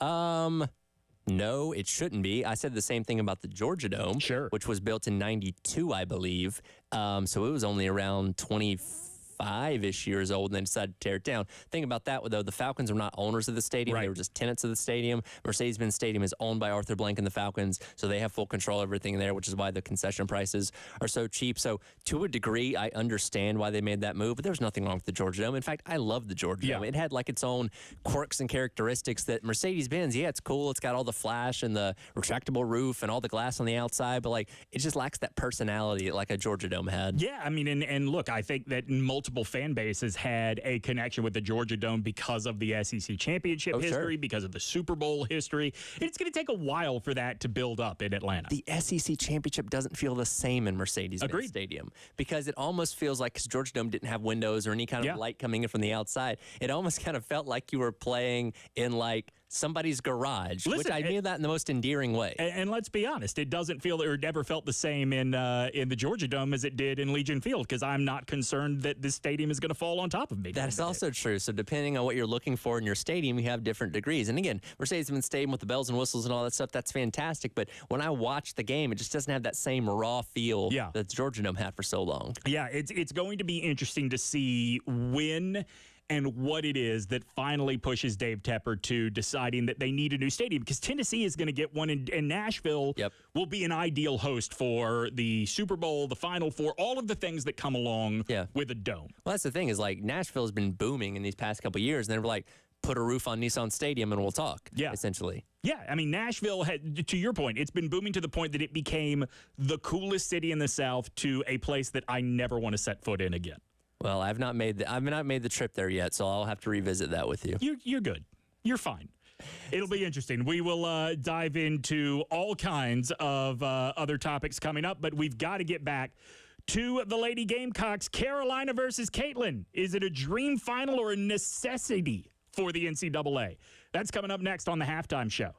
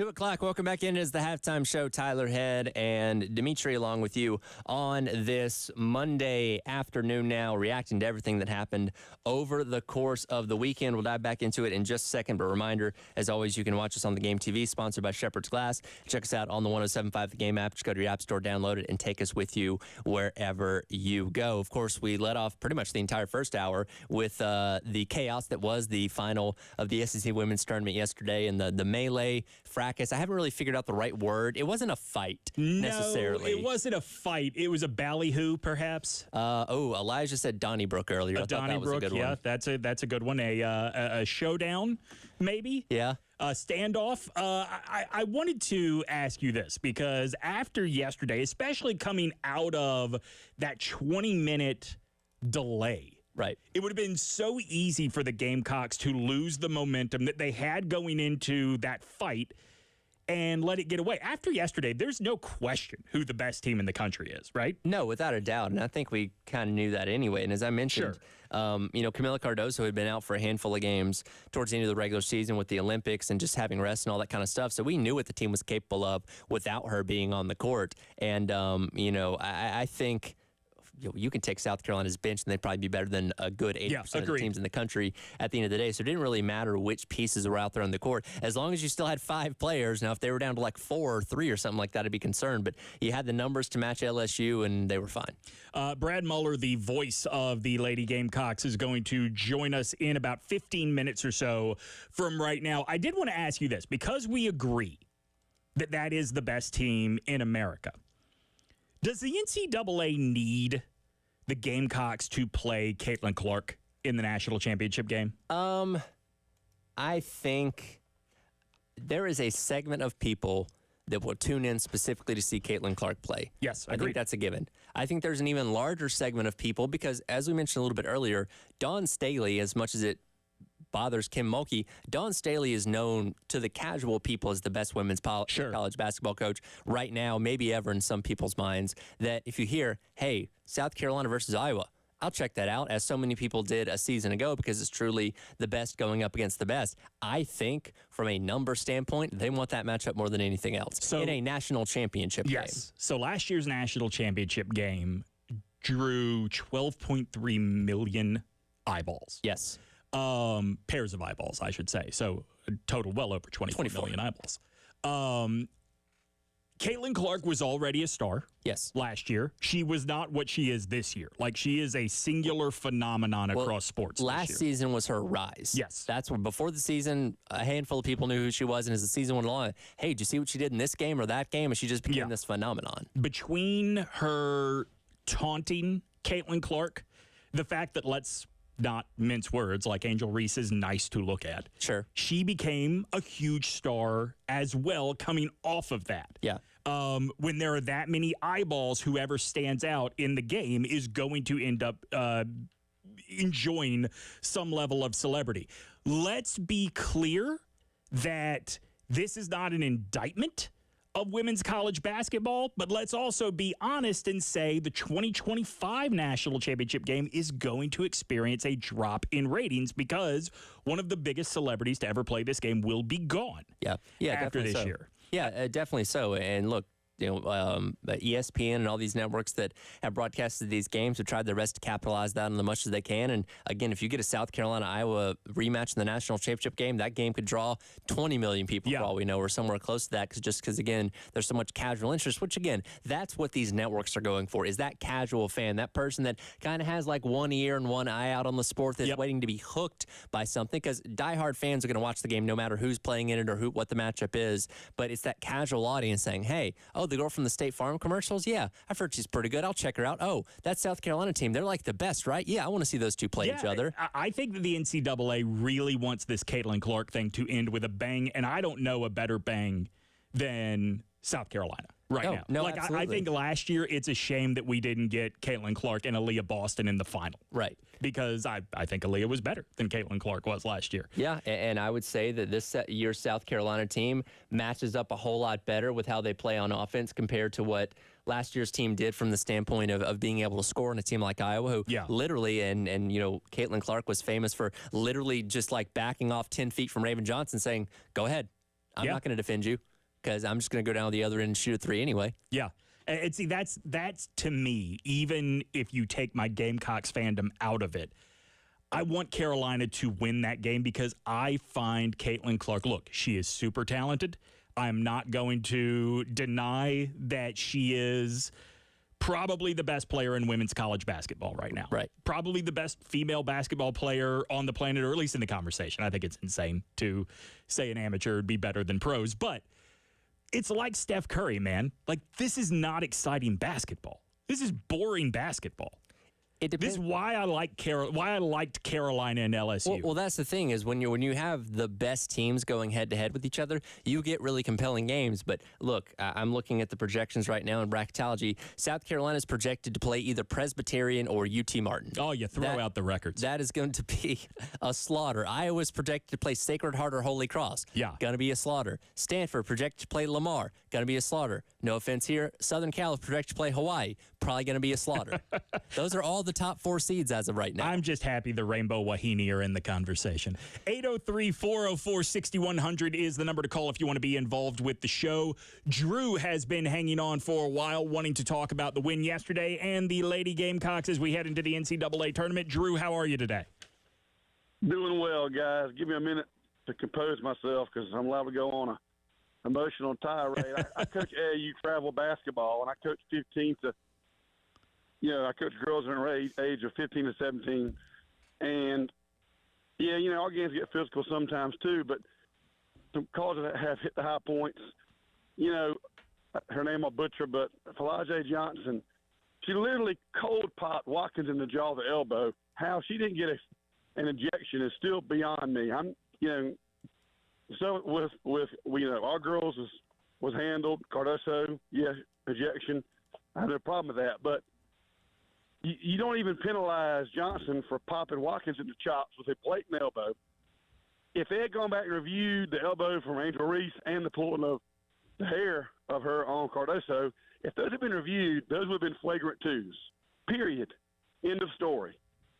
So I love how Kim Mulkey has this nice memory that is so selective. And if you listen to Reese's press conference, it's just as classless and despicable. And, she goes on talking about, there's no place for it, but yet she goes on to say in her interview post-game, beyond the next comment about I'd love to see her push Angel Reese, she goes on to talk about, it was jawing between Johnson and another player for Carolina. Let those two go at it. She's essentially saying let those two go at it and fight. Yeah. It's always been about Kim Mulkey, always has and always will be. And her jealousy of Dawn Staley is getting the better of her. It's just – And the last thing we're hanging up, I hope that Debbie Antonelli, who I think is one of the best in the business, or someone else on her platform, calls out Kim Mulkey and brings her to the mat, to the task for her comments. I hope the national media jumps on those because Dawn didn't have to apologize. And like I said, I'm not trying to beat the same points, but the two press conferences are night and day. Yeah. Even back during those things with Missouri, Dawn took the high road with all those little Missouri scuffles and Sophie Cunningham. It just, and I'll even go down this rabbit hole and I'll listen on the phone. If that had been Dawn Staley's words, she'd be crucified because she's an African-American coach in the Deep South. Yeah, Drew, listen, I'm going to jump in here real quick just because we do have other people we got to get to, but I'm guessing you didn't see it earlier this morning, and look, it's on while people are at work, so if you missed First Take today on ESPN, I don't blame you, but Shannon Sharp said basically the same thing you're saying. Like, Kim Mulkey absolutely should be called out for this because if it were not for the fact that Kim Mulkey has gotten away with this for so long, these sorts of jabs at opponents or at officials or at the media, like, we wouldn't stand for this. We wouldn't let Dawn Staley get away with basically encouraging a more violent retaliation from her team. And there's a degree of, that's just kind of Kim Mulkey that I think people kind of write off to a degree, saying, of course she said that. Nobody's really surprised by the comments that she made after the game, but rightfully so, and I'm glad it is kind of getting picked up by the national media. Like, no, what she said was wrong and shouldn't be the narrative that she's trying to paint coming away from this game. But, Dawn Staley took the high road and, obviously holding up a whole lot better in that regard than what Kim Mulkey had to say. Listen, I'll say it. I said it earlier, and I mean it. I think that Kim Mulkey, one of the things that hurts Kim Mulkey the most is that coming off of her second national championship, Angel Reese got asked to be in the Sports Illustrated swimsuit issue. I think Kim Mulkey wants all eyes on her at all times. Let's go to Willie, who is in Orangeburg. Willie, thanks so much for listening today. How are you? How you doing? And go Gamecocks. I got to tell you, this was some kind of weekend for the Lady Gamecocks, all three games. I enjoyed that game where Camila Cardoza sank that three-pointer to win it all. I think that's going to be nominated as the game of the year if, basketball season was the end today. But that has to be the game of the year because that one went down the stretch. And I also agree with the previous caller about what happened. And that was really classless of Flau'jae Johnson, who I've read so much about in the newspaper as well as on the media. But you know something? This Lady Gamecocks team is the real deal. Mm-hmm. There's no doubt about it. Up and down the ledger, they are the real deal. However, let's scratch the surface a bit. People talk about the parity that was in women's basketball nowadays. You look at the Tennessee Volunteer Dynasty. You look at the UConn Dynasty. Those are dominant teams. The Lady Gamecocks Dynasty is looking good. However, there is some parity in there too because if you think about it and how deep it is, you mentioned Southern Cal, you mentioned Iowa, you mentioned LSU, and a couple other teams in the SEC. There's a whole lot of parity going on in here, so it can be anybody's matchup. But I will have to agree with all the prognosticators that the Lady Gamecocks is definitely the best team. And with Joyce Edwards coming in from Camden High School next year, these Lady Gamecocks are going to be hard to beat. I appreciate the call there, Will. You actually bring up a really good point because you look at the dynasties of women's college basketball. Pat Summitt in the 90s, what Jimeno Armiyama, who he's still coaching there, has obviously been able to do over a long period of time. I think it's easy to say, though, that this is the most competitive era of that sport right now where you can look and say, okay, in a given year, there are, and yes, South Carolina was one of the favorites coming into the year, but there are realistically anywhere between 8 to 12 programs that could realistically win the national championship, where that hasn't always been the case. Don't misconstrue this to mean that Pat Summitt or Gino Auriemma's accomplishments mean any less than, Kim Mulkey's championship last year, Dawn Staley's championships, just the difference in era. But there was a time when women's the women's tournament bracket would come out, and if you're in a pool for both the men's and the women's, you could just go ahead and write the four number one seeds in, and you would be 90% of the time dead on. Like, you're right. We are more likely to see those bracket busters in women's basketball than at any point before. Yeah. No, absolutely. And it creates a more interesting game because you never know. And I look at, LSU prior to the season or when the season started, they took on Colorado, who is going into this tournament as a fight seed. They lost the first game of the year. Yep. It's like, what other defending national champion came out and lost the first game of the year? Doesn't happen a whole lot. So there's a lot more parity in today's game, which again, and Dawn Staley, I don't know how much longer she's going to hang around, but let's say she hangs around for 10 more years and wins 3 or 4 more national championships. We could be looking at her in an even higher regard because she accomplished that in a tougher era to do it. Brad Muller has had a front row seat for this team's dominant season and the one before it. What did he see yesterday that shapes the way he thinks about the Gamecocks going into the women's NCAA tournament? We will ask him next on the halftime show. That's Tyler Head. I'm Dimitri Ravanis. This is 107.5 The Game and the Game Network.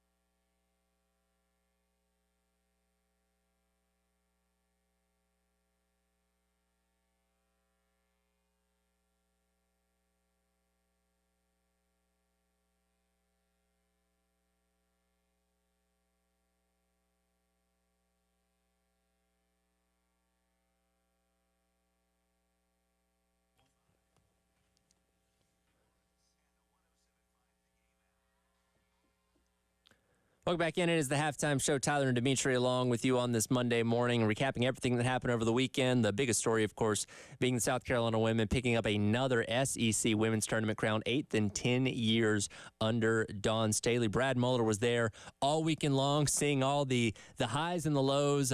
Brad, obviously everybody's talking about what went down at the end of yesterday's game against LSU, but I got to lead off and ask this question. I thought you were having a heart attack at the end of that game against Tennessee on Saturday. Walk us through the process of that whole Camila Cardoso in sequence.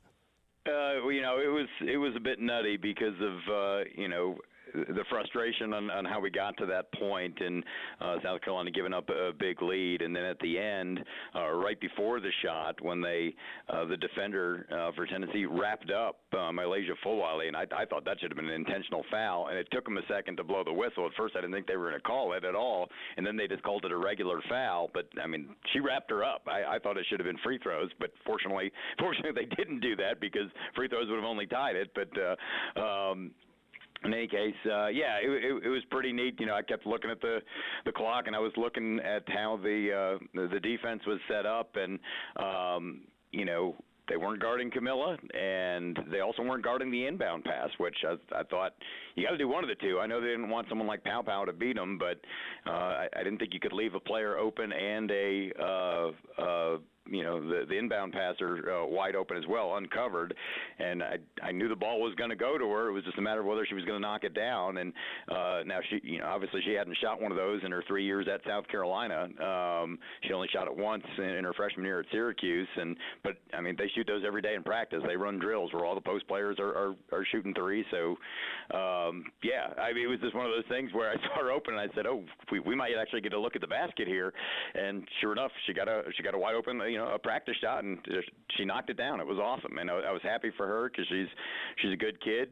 She's a very happy, unselfish kid. My only concern was whether she was going to pass it or not, because she's so unselfish. Even when she's open, sometimes she passes it. So I'm glad she took the shot.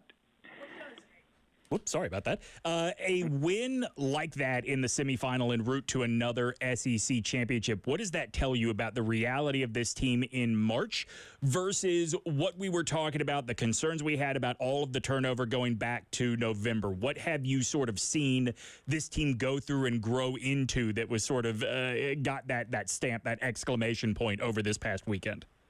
Well, it was just crazy. This team was ahead of the schedule from day one. We didn't know what we were getting into when we started the season in France playing Notre Dame, and all of a sudden you blow out a really good Notre Dame team. You put up 100 on them and beat them by about 30, and I remember, kind of my own eyebrows raising, going, okay. I mean, I didn't think this was going to be a bad team this year. I was thinking, all right, maybe we'll be a Sweet 16-ish kind of team because there's still a whole bunch of McDonald's All-Americans on the roster that just hadn't played a lot the last couple of years. So I didn't think they were going to be a bad team. But they were so far ahead of schedule so early that the expectations certainly ramped up. And then they hit a little bit of a peak, or they started to fall off in terms of, you could see some tired legs, and the shooting percentages go down the last couple of weeks of the season, which was to be expected. I thought they might get tripped up somewhere, but I'll be honest, the SEC was not as strong as it normally is this year. It was obviously top heavy with South Carolina and LSU, and there was a couple of nice teams in there that had some 20-plus win seasons, but there weren't really a lot of significant threats like there normally are in the SEC. So once we got through LSU, I thought they had a good chance to run the table, even though Tennessee played them well all three times, actually, that we played Tennessee. Just a strange matchup there. And then you get into the tournament, and in each of the three games, so glad they won, but no, definitely not South Carolina's best games in any of them, which it's neat because they didn't play their best basketball, and they still won all three games. The first game of the tournament, they had, 24 turnovers, something ridiculous like that. They blew a big lead in the second game, which is something this team hadn't done most of the year. They were pretty good at, putting their foot on the gas and keeping the pedal down. And then, the craziness of yesterday. So it was just kind of neat to see them overcome things that they hadn't done all year. It was similar in some respects to the 2022 season when the Gamecocks won their second national championship, and they kind of had some struggles towards the end of the year, including the SEC tournament championship game, where I think they didn't score in the last 5 minutes of the game, and Kentucky hits a shot at the buzzer to beat them for the SEC tournament championship that that year. And so, you were thinking, kind of limping going into NCAA tournament. But you get 2 weeks to rest, so, you got time to fix what needs to be fixed and all that. But just, through it all, it was just neat to watch this team develop. There was a lot of individual player development from kids from last year that didn't play much, that became starters or key players this year. Whether it's Breezy Hall or Ashlyn Watkins or Sanaya Fagan, to seeing their player development, and Chloe Kitts as well, and then the development of the freshmen from the start of the season to now. You knew Malaysia Fulwiley was going to be good, but she's still come a long way, and I think Tessa Johnson has come a long way, leaps and bounds. I mean, she's a significant contributor on both ends of the floor now, where South Carolina truly has a second unit. They have a starting five and they have a second five, and it's really fun to watch. Brad Muller is the play-by-play voice of women's Gamecock college basketball. He is joining us here on the halftime show. All right, so be honest with me. Did you take cover during the melee at the end of the game yesterday? No, I'd never covered boxing before, so I was trying to see what happened. No, but yeah, it was one of those things where I've been doing this kind of thing. Let me ask you this. Yeah. Where were you in relation to Johnson's brother coming over the table? We were on the opposite side. Gotcha. Press row, the radio setup is on the opposite side of the scorer's table. So, you saw everything, coming at you. And like I said, I've been doing college basketball for 31 years now, and I'd never seen anything like that, live. The first thing when I think one of your previous callers was correct, when Flau'jae threw the initial forearm at Ashlyn Watkins, I think I said, she threw a punch, because from my angle, that's what it looked like. It was obviously she threw the forearm. And then when all the players came over and you saw the Flau'jae's brother jump over. I didn't know it was her brother at the time. Then you start getting worried because there was a couple of other folks that had also hopped the wall. They didn't hop over the scorer's table, but they hopped the wall. And then you start thinking, all right, what are these idiots going to do? Because, that it's one thing. It's bad enough when players are getting into that kind of thing, but that can be managed. There's enough coaches and, people out there that can put an end to that quickly. But if you get fans coming out of the stands, you got a real problem. So I was thankful that the security folks there and the police there handled that quickly, not only getting the brother, but also the other guys that had hopped and didn't even make it, to the scorer's table, but had hopped the little barrier there to get over. They were there quickly, so kudos to them that it wasn't any worse than it was. And Brad, of course, that's what everybody's going to be talking about coming away from this weekend, not necessarily focusing on the basketball that happened over the past 3 days. But you were talking about Malaysia Fulwiley and Tessa Johnson and what they were able to do this weekend. And there's always a question when you go into tournament play, whether it be an SEC tournament or an NCAA tournament, how these younger players are going to handle that kind of environment, because it's a lot different than what you do on a week-in, week-out basis of playing on Sunday and then playing on Wednesday or something like that. But they both stepped up to the task, and I think not only gives you optimism for what this tournament run's going to be, but for the future of this program as well. Yeah, they don't play scared. At this point, you hear the old saying, they're no longer freshmen, but they don't play scared. Fulwiley, never really looked like a freshman. She'll make some occasional freshman mistakes, like foul someone 80 feet from the basket, which will make you bang your head on the table. But they've just both come such a long way. And when you can bring that that second group in, and there's not a drop off, and sometimes it's even a rise from your starting thing, that's so deflating for other teams. Like you look at LSU's starting five, their normal starting five on paper, it's an all-star team, and you're like, wow, how does anybody beat that team? Well, they don't play more than a couple of players off their bench, normally, and eventually some of those kids got to take a break, right? Well, when your kids are taking a break, we bring in kids that don't allow for a drop-off, and that's fun to see. I've said this before. It reminds me of several years ago. Gamecocks had a Final Four team. It was Asia Wilson's freshman year, and she and Elena Coates, who was also a future All-American center, came off the bench. So, you'd kind of have that big, great start by your starting lineup. Then you brought these two future All-Americans off the bench, and you just see everyone else's shoulders slump. And you kind of get that feeling with this group, and that, if South Carolina is going to get back to the Final Four this year and make another championship run, it's going to be because of their depth. And, there's a lot of really good teams out there, maybe more in the past. You guys were talking about a few minutes ago, where you can't just pencil in, the ones and maybe a 2 seed that'll make the Final Four.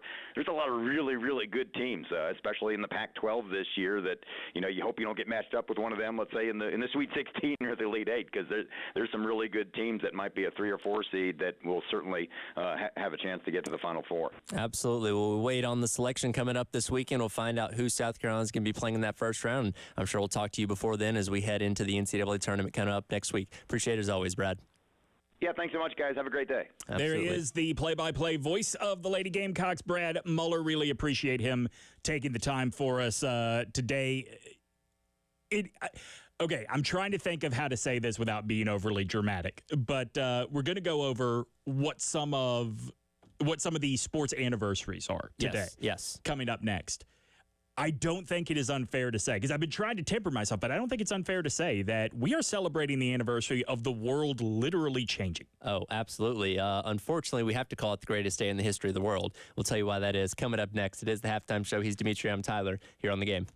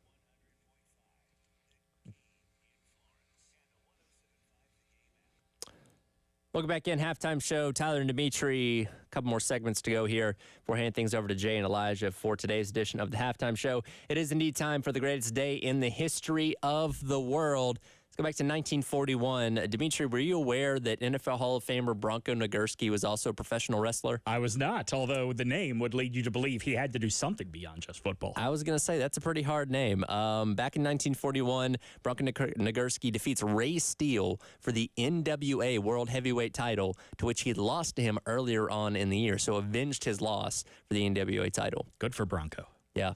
I mean, you want to talk about a list of accomplishments, not only in professional wrestling, but in football as well. Dude lived a life. He absolutely lived a life. He carried championships in 2 major sports, has the premier defensive award in college football named for him. Let's get him something at the NWA Hall of Fame. I know that's the one, long-lasting wrestling promotion that has not been absorbed by the WWE yet. He's also a college football Hall of Famer, by the way. So success everywhere he's gone, he can say he had a far more successful NFL career than Brock Lesnar did. Yes. I think the most famous Bronco, right? You'd call Bronco Mendenhall number 2. Yeah, not too many people named Bronco. That's actually the first person I thought of when I was reading this earlier. Like, is Bronco Mendenhall the other Bronco? Yeah. Somebody named that, not nicknamed that. Have you heard Bronco Mendenhall's kids' names? No. They're like Raider and Chopper, and they are all these names that are like, oh, that is... Big Schwarzenegger fan. That is frontier naming. That's fantastic. 1986, NFL adopts the instant replay. Oh my, that's come into play so many times since then. It is still controversial, but I think the most important thing that has ever happened in sports, which is to adopt the idea, the mindset of if we can do more to get this right, why would we not do everything possible? Absolutely. Now, it's kind of taken on a little bit of a life of its own in regards to what's a catch and that kind of stuff. The dumb year where, and look, when they changed the rule to allow pass interference to be reviewed, we all had to know they weren't going to enforce that correctly because they were angry that people would question the officiating, even though they completely blew that call in the Saints and in the Rams game in the NFC Championship. But you're a Falcons fan. I am a Falcons fan. So, me, you probably were like, I'm glad it happened. It's one of those things. I laughed about it, but at the same time, I'm like, I can understand because if that happened to my team, I would be very upset. Years later, I can understand, but I'm still pretty sure they got it right. I don't see why they needed to call that pass interference. Nickel Roby-Coleman was right on time with that. He wasn't 5 steps ahead. I'm one of the few kids that grew up on the Gulf Coast, and I loathe the Saints. I can't explain why, even going back to when they were terrible. I hate the Saints. Yeah, it's one of those things to me, ever since Drew Brees and Matt Ryan and obviously Sean Payton's not there anymore, the rivalry doesn't have the same juice like it once did. Yeah. To me. I mean, see, I'm older than you, so I go all the way back to the Dalton Hilliard, Sean, what was his name? Sean Everett? Who's the quarterback? Everett came from the Rams, was the Saints quarterback. Jim Everett. Okay, Jim Everett. Jim Everett, see, Bobby Hebert. When I was a kid, what was his name? Aaron Brooks. He was the quarterback. Mike Vick's cousin. That's kind of the era that I grew up in. Aaron Brooks was the dude that every team picked up when they needed a starting quarterback. And at every stop, it was like, oh, yeah, I forgot Aaron Brooks is actually pretty good. Yeah. But that didn't mean they were keeping him for a second year. Not at all. And perhaps the biggest thing that happened on this day in sports history, 2020. Today is when the NBA suspended its season after Rudy Gobert tested positive for COVID after touching all those microphones and making a mockery of everything that had happened up to that point. Yeah, and the world went spiraling after that. In Oklahoma City, that picture of the arena with the Thunder logo and the message that the game has been suspended and may not be picked up, and everybody head to the exits. That's like an iconic photograph in sports at this point. Everybody in sports has a unique tale of when the sports world shut down for several months at that point in time. And it was kind of a slow trickling process. The NBA decided they weren't going to, or the NBA shutting down the season was what really tipped things off. But I believe a day or so before was when the NCAA had said no fans for the tournament. Mm-hmm. Still going to have the tournament, no fans. And I think even the conference championships that weekend were also featuring no fans up to that point. But when the NBA said, we're shutting down the season, weekend, that's when the ball really rolled for everything else to follow suit. It was 2 days later. It was the 13th that it really felt like the world shut down. That was the longest day ever. Yeah, absolutely it was. I was supposed to, so that weekend, my wife and I were headed to Toronto to go to a concert up there and just, spend the weekend up in the city. And it was Sturgill Simpson and Tyler Childers. I was looking forward to it. This was my Christmas present. And it was like minute by minute. Yep. Okay, if the flight is still going, we're going to go. Okay, if the concert is still on, we're going to go. And then it was like... You would have been out of the country, too. Right. Oh, my God. Right. And so that was... And my wife is a doctor at a hospital. So she was on the front lines of this thing, or at least at that point was going to be on the front lines of this whole thing. So that idea of can we get back into the country was really big. And also... You are, if you're going to a performance, a game, or whatever in that moment, you were updating Twitter constantly to see if it was happening even. Yeah. No, I was, because this was when I was working in Athens, and I always got media credentials to go to the NASCAR races when they would come to Atlanta. Yeah. They were in Atlanta that upcoming weekend. Originally, it was supposed to be 2 races on Saturday, 1 race on Sunday. That Friday, they sent out, a media release like, hey, changing the schedule. We're going to run the truck race tonight, and we're going to run the Xfinity Cup race tomorrow. So I was like, all right, I guess I'm going to go head over there. I was literally getting ready to leave to head to the track, and they're like, actually, everything's canceled for the weekend. Yeah. I was like, all right, well, this is interesting. So you went from like full, expecting full crowds and a full weekend as normal to like it's gone within 12 hours, probably 24 hours, something like that. It's insane. What do you think is the early COVID sports thing that really hooked you? The thing that really hooked me. Were you into marble racing? Were you into Korean baseball? It's really funny. Did you enjoy the NASCAR video games? I watched it. It was harder to get into, that's for sure. I remember when I was working mornings in Athens, we would watch Korean League baseball. Yeah. We adopted, I think it was the Doosan Bears as our I think they won the whole thing. But because it was on at 4 in the morning. Games would run till 7. So we're in there doing morning sports radio like, hey, I don't know how to pronounce that guy's name, but he got a hit or a home run or whatever it may be. We got into it. There was the video game stuff. There was, I'm trying to think, obviously The Last Dance kind of saved us for a couple weeks there. I'm going to make what could be a controversial statement. Sure. The Last Dance is actually not good. We just needed something to watch. We did, and I keep saying I'm going to go back and rewatch it again, and maybe I'll have a different perspective. But at the time, having something, because the thing about being a sports fan, you always have something to look forward to. Yeah, of course. Hey, games coming up Sunday, games tonight, whatever it may be, and there's always that next thing on your schedule. And when it got all taken away from me, I was like, hey, they might play football this fall, they might play baseball later on this year. We didn't know, so it'd be like, even if it was just a documentary, hey, this is happening on Sunday night at 8 o'clock. It gave you something to shoot for. No, but 100%. Look, as much as we talk about with the presidential election, it does not feel like we have grown at all from 2020. It is night and day when you consider that today is the anniversary of the beginning of the end of life that we used to know. Well, it is night and day. And that's the thing is nothing ever went completely back to normal. Yeah, of course. And look, certain things returned to form, and we're in the studio together. That wouldn't have been possible, 3-4 years ago. But everything always has a tinge of COVID, the results of it at least left over, and before we did it this way, now we do it this way, and some things are improved, some things are worse. It just kind of depends on how you look at it. Look at air travel since 9/11. It has been terrible despite the number of years, or every year, we get further and further away from that one major event. There's always that cloud. Now kids can't have snow days because when school's out, guess what? Get on your laptop. We're doing virtual learning, and I feel so bad for them. Yeah. No, I don't. It's not my problem. Well, as I say, I'm graduated, so I guess it's not my issue either. But that is the greatest day. Hard to say that's the greatest day in the history of the world. But events that happened on this day over the years. We'll come back and wrap up today's edition of the Halftime Show. He's Dimitri, and I'm Tyler here on The Game.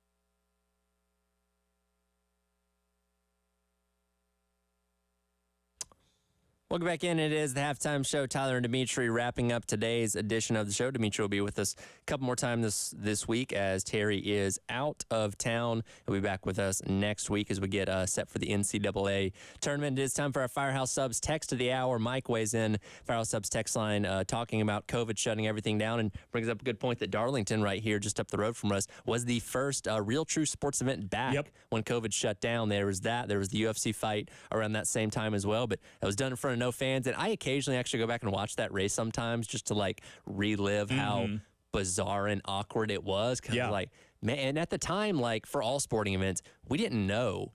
Like it just seemed like there was no optimism of like getting back to full crowds anytime in the near future. Fortunately, by the next year in 2021, we were there. But like for a while, it's like, man, what is it going to take to get these crowds back? In our industry, for those of you listening, you may not realize this. There was a heated debate about, even though everybody knows what's going on, do we still pump in crowd noise to these events because it feels so hollow without it? WWE, and I'm a big wrestling fan, initially, because they moved everything into their performance center, which, you know, they down in Tampa, right? Down in Tampa, and did it in front of no crowds for a while, and it was the weirdest thing ever. They came up with the idea, and I applaud them for that. They created this, like, they call it the Thunderdome, with all these TV screens, and they pumped in fake noise. Right. And we all knew it was fake noise, but it created that atmosphere and that aura that you're so used to having that after a while you kind of forgot about it being fake and just enjoyed the atmosphere that it did create. No, it was the right move, too, because the NBA followed suit. Remember, in the bubble, they had that video wall that you could, quote-unquote, win a spot on. Sure. I can't remember how, but, you know, to watch your team's game, and it was like you were in the building. Speaking of your team, I do not want to get out of here today until I ask you about Kirk Cousins, the new quarterback of your Atlanta Falcons. Here's my thing. I've been anti-Kirk Cousins for a very long time. I don't know. It's one of those things, and I brought this up the other day with Terry. You ever, like, dislike somebody and you can't explain why? Sure. Kirk Cousins has been that person for me. I think that goes all the way back to his time at Michigan State. There's just something about him that rubbed me the wrong way. That being said, very solid quarterback in his time in the NFL. I think the Washington was very smart for also drafting him after RG3 in the same draft, knowing that RG3 might be a little bit injury-prone. Things might go south. Knowing that their coaches have no idea what they're doing. That's exactly what ended up happening. He obviously ended up having a longer tenure there than RG3 had, but after watching the past couple years between Marcus Mariota, Desmond Ridder, and Taylor Heineke swapping the spot back and forth, I'll gladly accept him. He is almost certainly the best quarterback in the NFC South now, right? Oh, no, without a doubt. And that's another thing, too, is between the Panthers, the Saints, and the Buccaneers, who, they made the playoffs, but they're a far cry from the Super Bowl team a couple years ago. It's not a hard division to win at this point in time. Yeah, so that brings me to my point. If Kirk Cousins is undoubtedly the best quarterback in your division, there is no reason that the Carolina Panthers cannot get back to the top of that division quickly. You would think so. Obviously and people are so quick to try and write Bryce Young off as a bust because of 1 year. But again, that's not all on him.